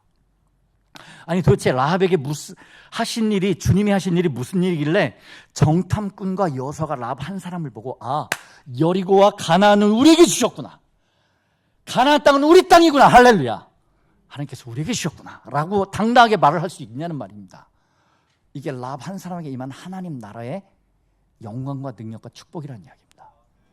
사랑하는 여러분, 저와 여러분들에게 하나님 나라가 임했다면 이게 바로 저와 여러분들에게 임한 하나님 나라의 영광과 능력과 축복이란 말입니다. 할렐루야. 바꿔 말하면요, 라합 같은 한 사람만 있으면 가나안 전쟁 해보지 않아도, 물론 가서 전쟁해야 합니다. 그런데 이미 승리한 전쟁이란 말입니다. 이 이야기가 마태복음 16장에 보시면 찾지 않으셔도 됩니다. 주님께서 말씀하시기를 내가 이 반석 위에 내 교회를 세우리니 음부의 권세가 박살나리라. 할렐루야. 교회는 크고 작냐 문제 아닙니다. 성도가 많냐 적냐 아닙니다. 주님이 머리 되신 교회는 예수 그리스도의 권세를 가지고 있는 교회라는 이야기입니다. 할렐루야. 아멘. 시편 2편에 보면 내게 구하라, 열방을 내게 유업으로 주리라. 할렐루야. 이게 기도의 권세라는 이야기입니다. 그러니까 여호수아 갈렙은요, 어차피 정탐하고 관계없이 가나안 땅 들어갈 거였어요. 어차피. 근데 왜 정탐을 보냈을까요? 이제 거의 답이 나오고 있습니다. 맞죠? 이제 어느 정도 답이 좀 나오고 있습니다. 왜 굳이 필요도 없는 정탐을 보냈을까요? 그 땅을 살펴보러 간 거 아니었습니다. 가서 만난 거 라합 한 사람 만났습니다. 그때 만나서 보니까 이 땅을 너희에게 주신 줄 우리가 알겠노라 라고 이야기를 하는 거였어요. 왜 정탐을 보냈는지를 알게 되어졌습니다. 묵상을 하다가 이게 하나님 나라에 이 놀라운 비밀이 담겨 있다는 걸 알게 됐습니다. 만약에 하나님은 죄인들에게 임하시면요, 그냥 심판입니다. 여러분, 하나님 거룩하신 하나님이시기 때문에 저와 여러분들에게 만약에 죄가 해결되지 않고 하나님이 임해버리시면 그냥 심판입니다. 하나님께서 가나안 땅을 들어가서 나중에 보면 알지만 라합과 그 집안에 있는 사람들만 살고 나머지는 싹 다 죽었습니다. 다 심판받았습니다. 왜냐? 그 사람들을 뭐 죽이는 게 좋아서가 아니라 그 사람들 하나님을 대적했습니다. 하나님, 그렇게 구원의 소식이 들려졌는데 라합하고 똑같은 기회가 주어졌습니다. 하나님께 돌아올 수 있는 기회가 그들에게는 있었어요. 근데 라합은 그 기회를 잡았고 나머지 사람들은 그 기회를 거절했어요. 다 죽었어요. 그냥 들어가면요, 가나안 사람 다 죽어요. 실제로 그랬고요. 사랑하는 여러분, 우리 주님 곧 오십니다. 우리 주님 곧 오십니다. 주님 정말 곧 오십니다. 근데 이 땅에 교회를 두신 목적이 있습니다. 자기 사랑과 세상 사랑에 미쳐서 지옥 가야 될 인생들입니다. 원래 저와 여러분들 포함한 우리 이 인생들이 하나님 아버지를 만나야 하고 신랑 대신 복음 대신 예수 그리스도를 만나서 하나님의 백성이 되어야 할 사람들이 아직도 남아 있습니다. 그래서 이 땅에 교회가 남아 있는 것입니다. 이 여호수아가 정탐꾼을 보낸 이유는 그 땅에 라합일지 않을지는 몰랐지만, 라합과 그의 집의 가족들일지는 몰랐지만 하나님께 돌아와야 할 사람들이 남아 있었습니다. 하나님께서는 지금도 하나님의 사람들을 찾고 계십니다. 그 사람들을 찾아내야만 합니다. 나머지 사람들은 어떻게 해요? 나머지 사람 다 죽는 거 아닙니까? 하나님 공평한 하나님 아니지 않습니까? 아니요, 그렇지 않습니다. 하나님 공평하십니다. 하나님 신실하십니다. 하나님 지금도 당신에게 나오는 자들을 거절하지 않으십니다. 모든 기회를 다 주십니다. 지금 이 나라, 이 민족뿐만 아니라 열방 가운데 하나님 얘기를 못 들어본 사람은 거의 없습니다. 교회가 있다는 얘기를 못 들어본 사람, 물론 몇몇 사람들 있긴 하지만, 미전도 종족들 있기는 하지만 거의 다 그렇습니다. 주님께로 돌아올 기회를 계속 열어주십니다. 근데 지금도 주님이 오시지 않는 이유는 지금도 주님께 돌아와야 할 사람들이 있기 때문입니다. 찾으시고 계시는 거예요. 모든 사람에게 들려주시고, 그리고 주님 앞에 나올 사람들 찾고 계시는 거예요. 그래서 축복의 통로로 복음을 먼저 저희에게 들려주시고, 주님 사랑하는 하늘 백성이 되게 해주시고, 그리고 저와 여러분들 통해서 주님 앞에 돌아야 할, 간절히 주님을 사모하는 사람들이 있기 때문이에요. 왜냐하면 제 가운데 태어나서 한 번도 살아계신 하나님 얘기 못 들어보고 음란의 방탕에, 세상 성공의 쾌락, 술, 마약, 도박, 우울증, 자살, 이런 죄와 세상의 사슬에 매여서 일평생 종노릇하다가 죽어가는 게 저와 여러분들의 원래 인생들의 운명이었는데, 이 인생들에게 아니야, 하나님 살아계셔, 하나님 살아계시다고, 그분은 우리를 위해서 십자가에서 죽으시고 부활하신, 그분은 살아계신 하나님 우리 주 예수 그리스도이십니다. 이 소식을 들려주면 지금도 그 이야기를 듣고, 예수 그리스도께서 십자가에서 죽으시고 부활하실 때 내가 받아야 할 모든 저주, 심판, 모든 조롱과 두려움 모두 다 받으시고, 모든 죄와 사망 것을 십자가에서 다 끊어버리시고, 그분은 십자가에서 승리하셨다. 할렐루야. 이 복음 들려주게 하시려고, 이 복음 듣고 죽은 자들이 아들의 음성을 들을 때가 오나니 곧 이때라. 듣는 자는 살아나리라. 할렐루야. 아들의 음성을 들으면 살아나게 되어 있단 말입니다. 사랑하는 여러분, 살아계신 하나님의 음성이 들려지기만 하면, 가난한 심령 가운데, 저와 여러분들의 영혼 가운데 하나님 아버지의 음성이 들려지기만 하면, 예수 그리스도의 음성이 들려지기만 하면, 지금도 꼭 마치 죽었던 나사로가 나사로야 나오너라 할 때 그냥 튀어나오는 것처럼 지금도 예수 그리스도의 음성이 들려지기만 하면, 이 죄의 감옥에서, 자아의 감옥에서, 세상에서 그냥 주님 앞에 튀어나오는 사람들이 지금도 세상에 있단 말입니다. 그 일을 위해서 주님 지금도 못 오고 계시는 거예요. 어쩌면 저와 여러분들이 주님 앞에 돌아오도록 기다리고 계시는, 지금은 주님의 마지막 은혜의 때임을 확실히 믿습니다. 구원의 기회를 주시려고 어떻게든 하나를 건져내야 되니까. 근데 하나님 나라가 임한 그 한 사람은요, 그 땅을 이스라엘에게 주셨다는 사인으로 받기에 충분하다는 뜻뿐만 아니라, 그와 함께 더 놀라운 일은 주님이 그와 함께 영원히 동행하는, 할렐루야. 사랑하는 여러분, 만약에 저와 여러분들이 먼 길 떠날 때, 만약에 우리 사랑하는 딸이, 아들이 만약에 야, 이 자식 이거 혼자서 어디 먼 길을 보내야 되는데, 먼 길을 보내야 되는데, 내가 만약에 존경하는, 내가 누구 믿을 만한 사람, 누구 가디언 하나 옆에 붙여놓으면 얼마나 든든하겠습니까? 맞지요? 근데 사람 옆에 있어봐야 아무 소용 없습니다. 근데 만약에 주님이 내 아이들, 내 딸과 내 아들과 내 사랑하는 가족들과 우리 사랑하는 성도들과 주님이 함께 하시면 그것보다 더 큰, 더 놀라운 보장은 없습니다. 주님이 함께 하신다? 이건 최고의 축복입니다. 라합을 구원, 그저 죄와 세상에서 건져내시는 일뿐만 아니라 그 일하고는 비교도 안 되는 일이 무슨 일이냐면 하나님께서 영원히 함께 하시는 놀라운 축복을 함께 주어버리신 거예요. 라합에게. 놀라운 기적이라 합니다. 자, 그러면 이렇게 이해할 수 있을까요? 만약에 참 좋았더라 교회에 라합 같은 사람 한 사람이 있으면, 하나님 나라가 저와 여러분들 10년 가운데 있으면, 우리 가정은 주님 앞에 돌아오겠구나. 우리 다음 세대는 주님 앞에 돌아오겠구나. 이 나라 민족이 주님 앞에 돌아오겠구나. 열방이 주님 앞에 돌아오겠구나. 라고 믿을 수 있겠습니까? 예, 아멘입니다. 아멘입니다. 그 사인으로밖에 충분하다는 이야기입니다. 사랑하는 여러분, 이게 그리스도의 몸된 교회에게 주신 하나님 나라와 복음의 생명력이란 말입니다, 여러분. 이게 복음의 능력이란 말입니다. 근데 거꾸로 한번 생각 한번 해보십시오. 거꾸로. 정신 차리고 보면 라합 입장에서는 이 결과를 알고 보니까 해피엔딩이에요. 맞죠? 그죠? 아니, 정탐꾼은 안 걸렸으니까 살아남았다고. 한번 생각 한번 해보라. 그런데 만약에 저와 여러분에게 정탐꾼들이 들어왔어요.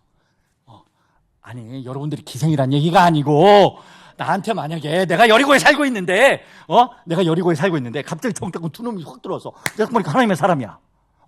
거기까지 알았어. 하나님의 사람이란 걸 아는 것도 놀라운 일인데, 그럼 둘 중에 하나예요. 이 사람을 숨겨주고, 안 걸리면 영원한 생명을 얻겠지만 걸리면 어떻게 되죠? 걸리면 어떻게 되는 거예요? 나만 죽는 게 아니라 온 가족이 몰살되게 되겠네요. 3족이 멸하게 되는 거예요.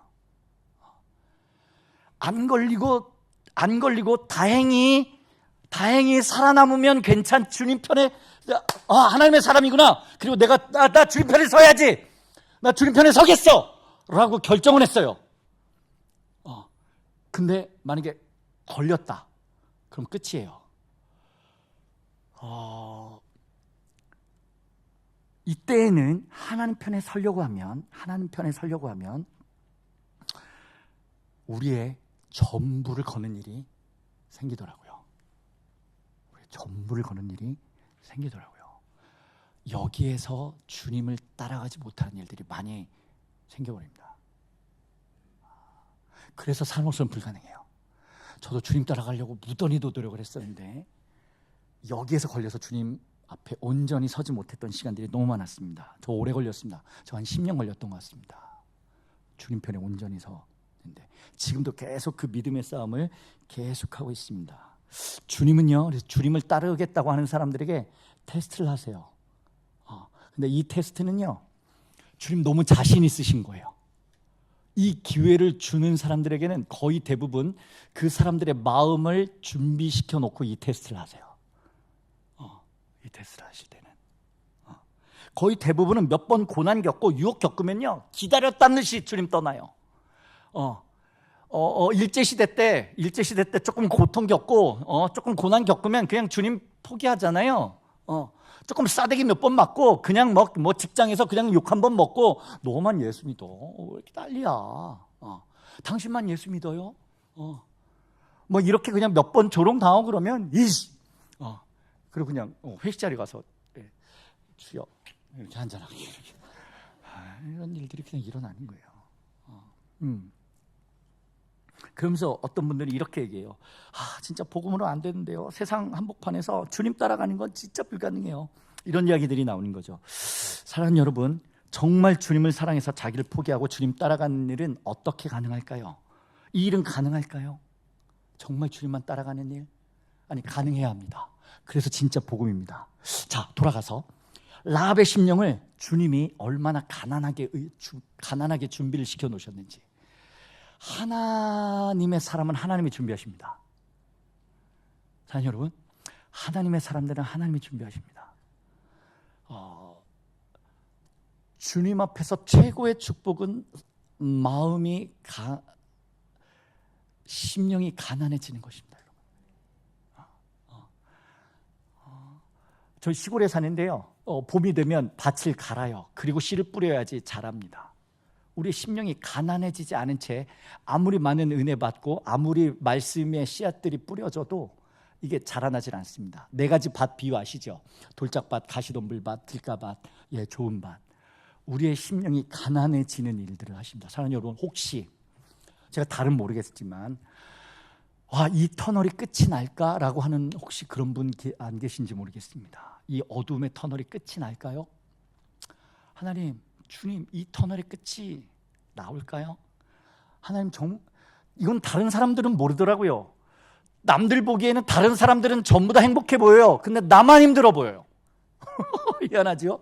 사람들한테 여쭤보세요. 행복하십니까? 그러면 전도할 때요, 제일 좋은 전도법이 있어요. 그건 뭐냐면 행복하십니까? 하고 물어보는 거예요. 행복하세요? 그러면 대부분 네가 그걸 왜 물어봐? 이씨. 이 얘기는 뭐예요? 행복하다는 거예요? 아니에요? 안 행복하다는 거죠. 그걸 네가 왜 물어봐? 사람들은 전부 다 행복하기를 원하지만 다른 사람들은 전부 다 행복해 보여. 나만 불행해 보여. 희한하죠? 근데 어떤 분들은 진짜 주님의 인도하심에 따라서 깊은 터널을 지나가고 혹시 계십니까? 그러면 걱정하지 마십시오. 주님은 터널의 끝을 준비하고 계십니다. 저희들의 삶을 인도에 오시다가 저와 여러분들의 삶을 완전히 가난하고 그리고 마음을 상하게 만들어서 상한 심령이 돼서 우리의 주님이 기뻐하시는 제사는 상한 심령이라. 할렐루야. 심령이 가난해지지 않으면, 마음의 사용 선고를 받지 않으면 주님, 나는 안 됩니다. 나 주님 따라가겠다고 열심히 몇 번이고 금식하고 몸부림도 쳐보고 저 정말 주님을 위해서 저 순교라도 하겠다고, 저 정말 주님 지금까지 받은 은혜면 저 이 정도면 충분하다고 저도 몇 번 결단을 했었더랬습니다. 그런데 주님 닮아지지가 않는 거예요. 미치겠는 거예요.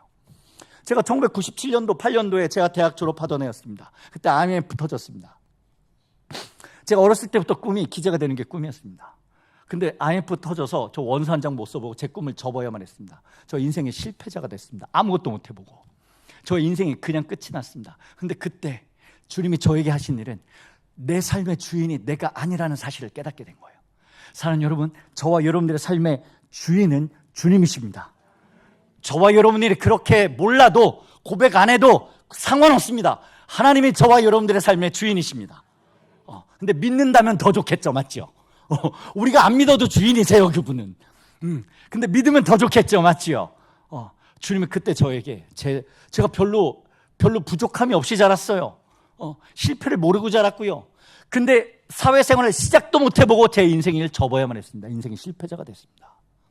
근데 그때부터 놀라운 일이 일어나는데 제 마음이 가난해지기 시작하고 주님의 은혜가 쏟아지기 시작하는 거예요. 그래서 그때부터 막 새벽 기도, 뭐 제자 훈련에 성경 공부에 막 성가대, 중고등부 교사에, 청년부 간사에, 교회 뭐 예배 위원회, 뭐 남전도에 뭐에 제가 이걸 동시에 했습니다. 목사님보다 더 바빴습니다, 제가. 그리고 제가 대학원을 다닐 때도 논문 써야죠. 그리고 제가 학원 강사했다고 그랬죠. 학원에서 돈 벌어야죠. 제가 그리고 북한 선교를 하시는 선교사님들을 만나가지고 그때부터 이제 중국에서 그때 탈북 90년대 후반에 중국에 탈북자들이 워낙 많이 나와 있을 때였습니다. 그때 이제 탈북자들을 함께 섬기는 사역을 함께 섬겼습니다. 이걸 제가 동시에 했습니다. 근데 저 너무 행복했어요. 너무 기뻤어요. 와, 주님 따라가는데 막 신이 나고 막 이렇게 막 5년, 6년, 7년이 지나는데 행복한 감이 1년 지나고 2년 지나고 3년 지나고 7년 지나고 8년 지났는데 제 마음이 바짝바짝 말라지기 시작하는 거예요. 꼭 가뭄에 논밭 쫙쫙 갈라지는 것처럼 비가 내리면 잠시 젖는 것 같은데 다시 말라버리고 죽을 것 같은 거예요.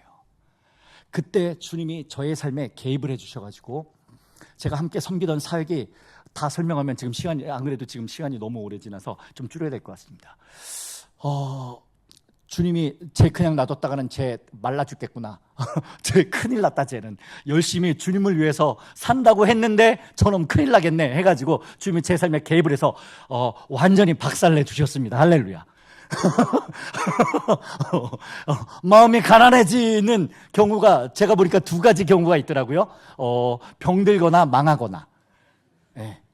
큰 병 들거나 망하면 마음 가난해집니다.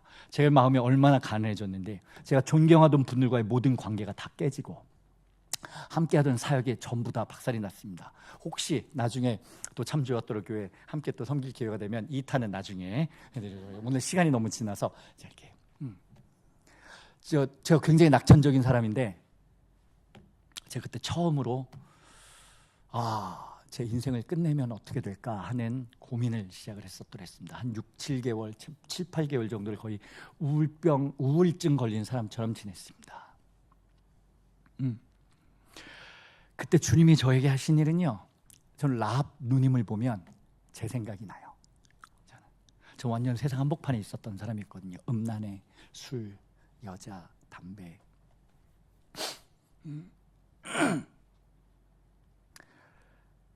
하나님이라는 존재도 모르겠고 복음도 들어보지 못했었던 사람이었는데 주님이 저를 찾아오셨더랬습니다.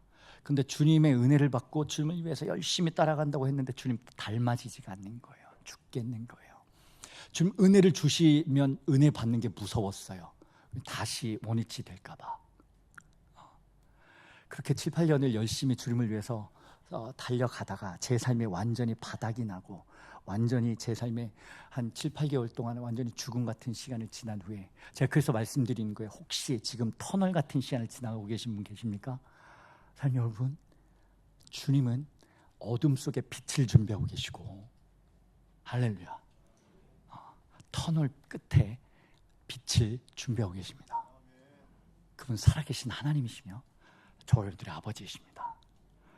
제가 완전히 죽음 같은 시간 가운데 주님이 저를 어디로 초대하시냐면 십자가 앞으로 초대를 하셨습니다. 그리고 저에게 들려주시는 거예요. 주님의 말씀을. 사랑하는 아들아, 이사야 43장 1절 말씀으로 너 야곱아, 너 지렁이 같은 너 야곱아, 이스라엘아, 너 두려워 말라. 너를 조성하신 이가 이렇게 말씀하시니라. 너 무서워하지 말라. 너를 창조하신 이가 말씀하시냐. 너는 내가 너를 구속하였고 내가 너를 지명하여 불렀나니 너는 내 것이라.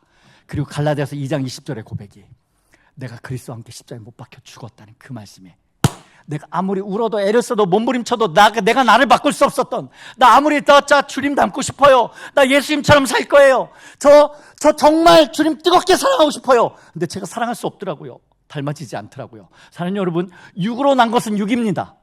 영으로 난 것이라야 영입니다. 우리의 옛사람은 예수님과 함께 십자가에 못 박혀 죽어야만 합니다. 그런데 예수님이 내가 되어서 내가 받아야 할 모든 저주, 심판, 조롱, 그걸 주님이 내가 되어서 십자가에서 죽으시고, 주님이 죽으실 때 나도, 에베소서 2장은 그 십자가 사건을 이렇게 이야기하죠. 예수님과 함께 우리가 죽었고 예수님과 함께 부활을 했고 예수님과 함께 하늘에 앉히셨다. 할렐루야. 이 놀라운 비밀이 로마서 6장 6절 이하에 우리의 옛사람이 내가 그렇게 울어도 애를 써도 안 바뀌던, 거룩하게 살려고 해도 안 사라지고, 나 정말 주님 닮고 싶어요 해도 사라지지 않았는데, 근데 사랑하는 주님이 나를 기억하시고 계신답니다. 사랑하는 여러분, 하나님께서 저와 여러분들을 기억하신답니다. 하나님께서 저와 여러분들의 아버지시랍니다. 하나님이 우리 아버지시면 뭐가 걱정입니까? 월세가 걱정이 되겠습니까? 우리 자식들을 대학 가는 게 문제가 되겠습니까? 하나님이 우리 아버지시면. 이렇게 얘기하면 별로 감동이 잘 안 오세요. 아니, 만약에 우리 아빠가 만약에 이마트 사장님이면 뭐 먹고 살까 걱정하겠습니까? 만약에 저기 강남에 빌딩 한 채 우리 아빠가 갖고 있다, 그 사람이 먹을 거 걱정하겠습니까? 걱정 안 합니다. 온 천지를 지으신 하나님이 나의 아버지시고, 그 나를 사랑하셔서 당신의 아들을 나를 위해서 보내셨는데, 그분이 내가 되어서 어린 양이신, 원래는 내가 죽어야 하는데, 원래는 내가 죽었어야 했는데, 내가 조롱받고 내가 저주받고 내가 수치를 입고 내가 받아야 할 모든 것을 주님이 내가 되어서, 예수님이 죽으실 때 그 죽음이 나의 죽음이고 예수님의 부활이 나의 부활이고 예수님이 승천하실 때 내가 함께 하늘에 앉혔다.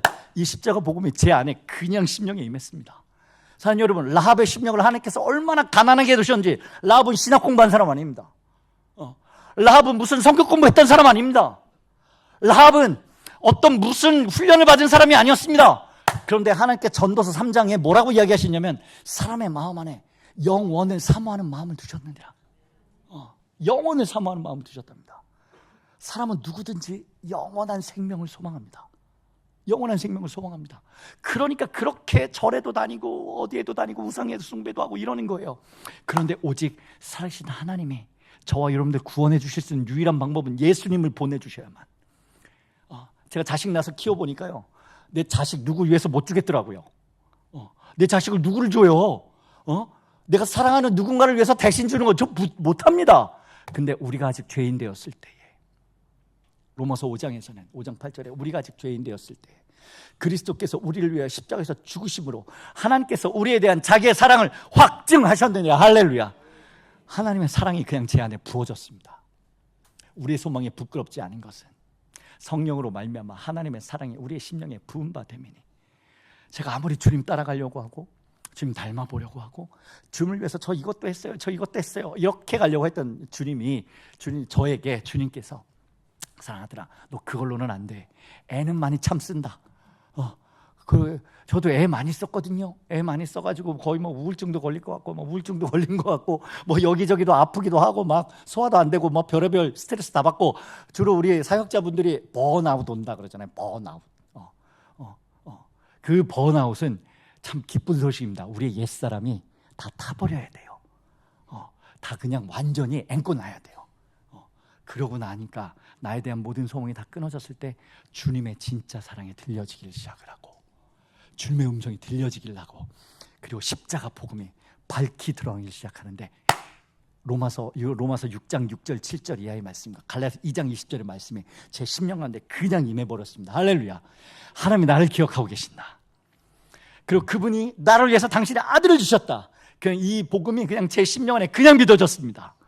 저는 고아처럼 과부처럼 살았거든요. 고아처럼 과부처럼. 나 어떻게 살죠? 나 뭐 먹고 살죠? 나 어디 가지요? 저 어떻게 헌신해야 되죠? 이렇게 평생을 20년 거의 10여 년을 주님을 위해서 살아드리려고 애 많이 썼거든요. 근데 주님 닮아지지가 않는 거예요. 근데 저의 인생의 끝에, 저의 절망의 끝에 제 삶을 제가 포기하고 싶었던 바로 그때에 주님이 당신의 말씀으로 십자가로 찾아오셔서 하나님의 나라가 제 심령 가운데 임하고 십자가 복음이 제 심령 가운데 임해 주시는, 주님이 저를 찾아오시는 일을 이루어 주셨습니다. 하나님이 저의 아버지가 되어주셨습니다. 저는 그분을 아버지라고 부릅니다. 예수님 저의 신랑이 되어주셨습니다. 저는 다시 오실 주님을 기다립니다. 이미 정오는 했지만 주님 오셔서 다시 함께 어린 양의 혼인잔치에 참여할 그날을 기다립니다. 그래서 주님 너무 감사해서 제 삶을 그냥 주님께 드렸더니 사람들이 저를 선교사라고 부르기 시작했습니다. 전 선교가 뭔지, 헌신이 뭔지를 모르고 저는 그냥 주님하고 함께 살고 싶어서, 주님 저를 좀 데려가 주세요. 주님 저 모른다 하시면 안 됩니다. 주님 저를 데려가 주세요. 그랬더니 저를 순회선교단이라는 아주 흉악한 단체로 이렇게 저를 불러주시는 바람에, 굳이 뭐 거덜날 것도 없이 다 그냥 주님 앞에 다 제로로 떨고, 그리고 주님하고 아주 행복한 선교사로 주님과 함께 달려가고 있습니다. 이 얘기하고 좀 마치죠. 제가 순회선교단 미주에서 미국에 있는 미주 지역에서 한 3년 정도 사역을 했었더랬습니다. 근데 한 사건이 있었는데요, 좀 아찔한 시간이 있었습니다. 저희 부부가 결혼하고 나서 한 10년 동안 아이가 없었습니다. 한 10년 동안 아이가 없었는데 갑자기 10년 만에 첫 아이를 이렇게 선물로 주셔서, 그놈이 이제 지금 12살 됐습니다. 10년 만에 아이를 주셔서 12살이 됐는데, 그놈이 한 5살쯤 됐을 때 일입니다. 한 교회에서 이렇게 훈련, 매주 토요일마다 중보기도학교, 뭐 성교관 학교 이런 훈련을 했는데, 마지막 이제 수료식 하는 날 다 끝나고 이제 다 오 할렐루야 막 주님이 하셨다 막 기뻐하고 막 사진 이제 마무리 청소 다 하고 사진 찍고 가려고 애들 다 불러 모았습니다. 근데 이 자식이 안 보이는 거예요. 제 딸 이름이 여경인데, 여호와를 경외하는 자에게는 부족함이 없다는 말씀으로 여경이라고 지었는데, 딸은 다 있는데 여경이가 안 보이는 거예요. 그래서 여경이 어디 있니? 애들한테 물어봤더니 어디 같이 놀았는데 안 보인다는 거예요. 그래서 제가 교회가 1층, 2층으로 돼 있어서 제가 이제 1층에 가서 여경아 하고 찾아왔는데 없는 거예요. 2층에 싹 돌았어요. 없는 거예요. 어디 갔지? 살짝 불안한 마음이 들었습니다. 다시 1층에 갔습니다. 교회가 별로 크질 않으니까 싹 돌았는데 없는 거예요. 2층을 또 돌았습니다. 안 보이는 거예요. 없어졌구나. 미국에서는 애들 잃어버리는 일이 종종 있거든요. 예, 유아외 뭐죠? 유괴 뭐 이런 거, 예, 납치 뭐 이런 게 꽤나 종종 있다는 얘기를 들었는데 갑자기 없어졌네. 큰일 났네. 갑자기 눈앞이 캄캄해졌습니다. 와, 없어졌구나 하고 깨달아지는 순간 갑자기 필름이 끊기고 갑자기 세상에 흑암이 됐습니다. 애들 잃어버려 본 경험이 있으신 분들은 무슨 얘기인지 아실 거예요. 갑자기 가슴이 철렁 내려앉고 뭘 해야 될지 아무 생각도 나지 않습니다. 내일 뭐 해 먹지? 내일 무슨 사역은 어떡하지? 다음 달에 있을 뭐는 어떡하지? 월세는 어떡하지? 이 생각 하나도 안 납니다. 그동안 누구랑 싸웠던 거 이런 생각 아무것도 안 납니다. 이 문제 어떻게 풀지 이런 생각 아무것도 안 납니다. 없어졌구나 하는 생각이 드는 순간 갑자기 제가 무서워졌습니다. 겁이 났습니다. 이게 어디서 찾지? 제가 있던 동네가 LA 이 서부 쪽이었습니다. 와, 서부 싹 뒤져야 되나? LA 싹 뒤져야 되나? 없으면 어떡하지? 캘리포니아 싹 뒤졌는데 없으면 어떡하지? 중부까지 찾아야 되나? 중부에도 없으면 어떡하지? 동부도 찾아야 되나? 미국이 꽤 넓습니다, 여러분. 예. 미국이 우리나라 한 100배 됩니다. 근데 미국이 그렇게 작게 느껴지는 거예요. 싹 뒤져야 되나? 미국에 없으면 어떡하지? 멕시코? 남미? 거기 없으면 어떡하지? 아프리카? 유럽? 갑자기 이 아이를 찾아야 한다는 생각에 모든 저의 생각이 다 사라졌습니다. 얘만 찾을 수만 있으면 뭐라도 할 수 있겠더라고요. 하나님께서 제가 하나님께 나아갈 수 없으니까 하나님이 저에게 찾아오셨던 시간들을 기억을 합니다. 제가 스스로는 하나님 앞에 나갈 수 없으니까 예수님을 보내주셨어요. 예수님의 당신의 사랑을 십자가에서 그냥 쏟아주셨어요. 저 고아처럼 과부처럼 살았거든요. 아무도 친구 많았어요. 부모님도 계셨어요. 저 사랑 많이 받고 자랐어요. 그런데 저 혼자 우주에 던져진 고아 같았어요. 이게 죄인들의 특징이에요. 아무도 찾는 사람 없는데 하나님이 저에게 찾아오셔서 사랑 아들아, 내가 너를 알아. 난 너를 위해서 나의 아들이라도 십자가에서 줄 수 있어. 아니, 난 십자가에서 죽었어. 그리고 그 일은 창세 전부터 계획했던 일이야.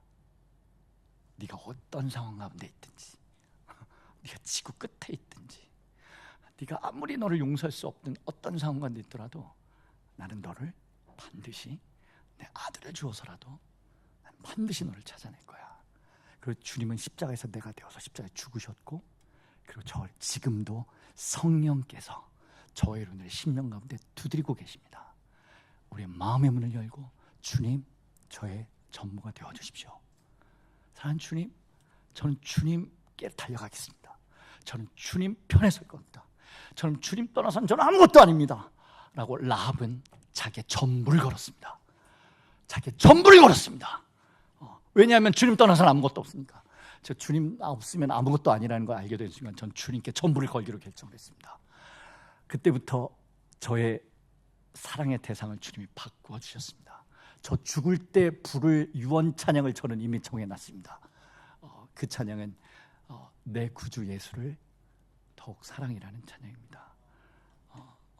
저 지금 저를 사랑하던 인생이었는데 주님 저를 주님 사랑하는 사람이 되게 해주셨어요. 그렇죠. 지금도 엉망진창이에요. 예, 얼마 전에 최광성 교사 왔다 갔다고 들었습니다. 예, 저희 엉망진창입니다. 예, 공동체로 사니까 저희 살 걸 볼 걸 못 볼 걸 많이 보고, 예, 주님 배신하는 일들도 많이 공동체에 있고 엉망진창입니다. 그런데 포기할 수 없는 게 있습니다. 주님이 저희를 사랑해 주셨기 때문에 저희는 주님을 떠날 수 없습니다. 아까 목사님하고 잠깐 교제하는데 목사님 그러시더라고요. 저는 주님 잘 믿어야 돼요. 예, 저희도 주님 잘 믿어야 돼요. 그리고 저희가 워낙 큰 은혜를 받아서, 너무 큰 사랑을 받아서 저희는 주님 사랑해야만 해요. 아니, 주님 사랑하는 게 저희에겐 영광이에요. 같이 살면요 숨길 수가 없어요. 저희 공동체는요 주님 사랑하지 않으면 버틸 수가 없는 공동체예요. 저는 지금도 어떻게 그런 일이 가능할까 싶을 만큼 저희 엉망진창인 건 사실이지만 다른 건 모르겠고 주님 뜨겁게 사랑하는 사람들이 함께 모여 있습니다. 그리고 지금도 열방에서 이 복음 전하면 하나님께서 저희 아버지가 되어주시고 예수님의 저희 신랑이 되어주셨다는 이 복음을 지금도 아프리카에서, 인도에서, 스리랑카에서, 저 미국에서 그렇게 안 변하는 미국의 2세들이, 저 남미에서 마약 중독에 빠졌던 친구들이 십자가 복음을 듣고 주님께 나오고 있습니다. 여러분, 주님 사랑하는 우리 다음 세대들이 일어나고 있습니다. 그 증인이 되게 해주셨습니다. 주님 저희 아버지가 되어주신 이 복음 전하면 아이들이, 작년에 저 인도 갔다 왔습니다. 인도가 진짜 카스트 제도 때문에 비참하게 사는 친구들 많습니다. 근데 거기에서 고하다 그러면 이건 인간 중에 가장 최하급입니다. 거기서 친구들하고 복음을 나누는데 이 친구들이 너무너무 기쁘게 주님 앞에 나왔습니다. 마지막 시간에 제가 그랬습니다. 나 부모님 있고 나 근데 부모님 계셨지만 나 고아처럼 살았다. 근데 주님 만나니까 하나님이 나의 아버지 되시니까 나 이제 고아니다. 나는 세상에서 가장 행복한 사람이 됐다. 난 너희들도 예수님 십자가에서 만나서 십자가에서 나 죽고 주님 산 그 복음에 꼭 마치 라합에게 하나님이 찾아오셨을 때 저는 주님 편에 서겠습니다. 저희 모든 걸 걸고 저는 주님 편을 택하겠습니다. 사랑하는 여러분, 우리 어차피 오래 못 삽니다. 여기 보니까 저보다 선배님들도 꽤 계신 것 같습니다. 그런데 오는 건 순서대로 오지만 갈 때는 순서 없습니다. 내일은 우리의 시간표 아닙니다. 오늘만이 우리의 시간입니다. 할렐루야. 사랑하는 여러분, 우리 주님 편에 서기로 결정합시다. 우리에게 정탐꾼이 들어왔다 결정하십시다. 정탐꾼을 숨겨줍시다. 예수님을 숨겨드립시다. 예수님과 공동 운명이 되기로 결정합시다. 그러면 주님 사랑하지 말라고 뜯어말려도, 주님 사랑하지 말라고 뜯어말려도 주님 사랑하지 않고는 견딜 수 없는 그런 놀라운 하늘의 생명을 계속해서 주님의 마음을 부어주실 그 주님을 찬양합니다. 함께 기도하시겠습니다.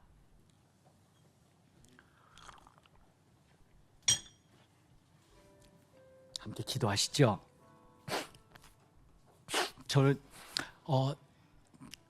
저는 아이들을 참, 다음 세대 아이들을 좋아하는데 다음 세대 아이들은 저를 별로 안 좋아하더라고요. 네. 근데 우리 다음 세대 아이들한테도 저는 다른 건 모르겠어요. 저는 한 가지만 이야기 해줍니다. 우리에겐 아버지가 계시다. 우리에겐 하늘 아버지가 계시다.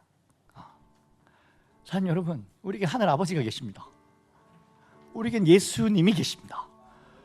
그분이 나의 신랑이 되십니다. 이 세상에서 만난 그 남편만 해도 우리 호적하지 않습니까? 우리 영원한 신랑 되신 예수님이 계십니다.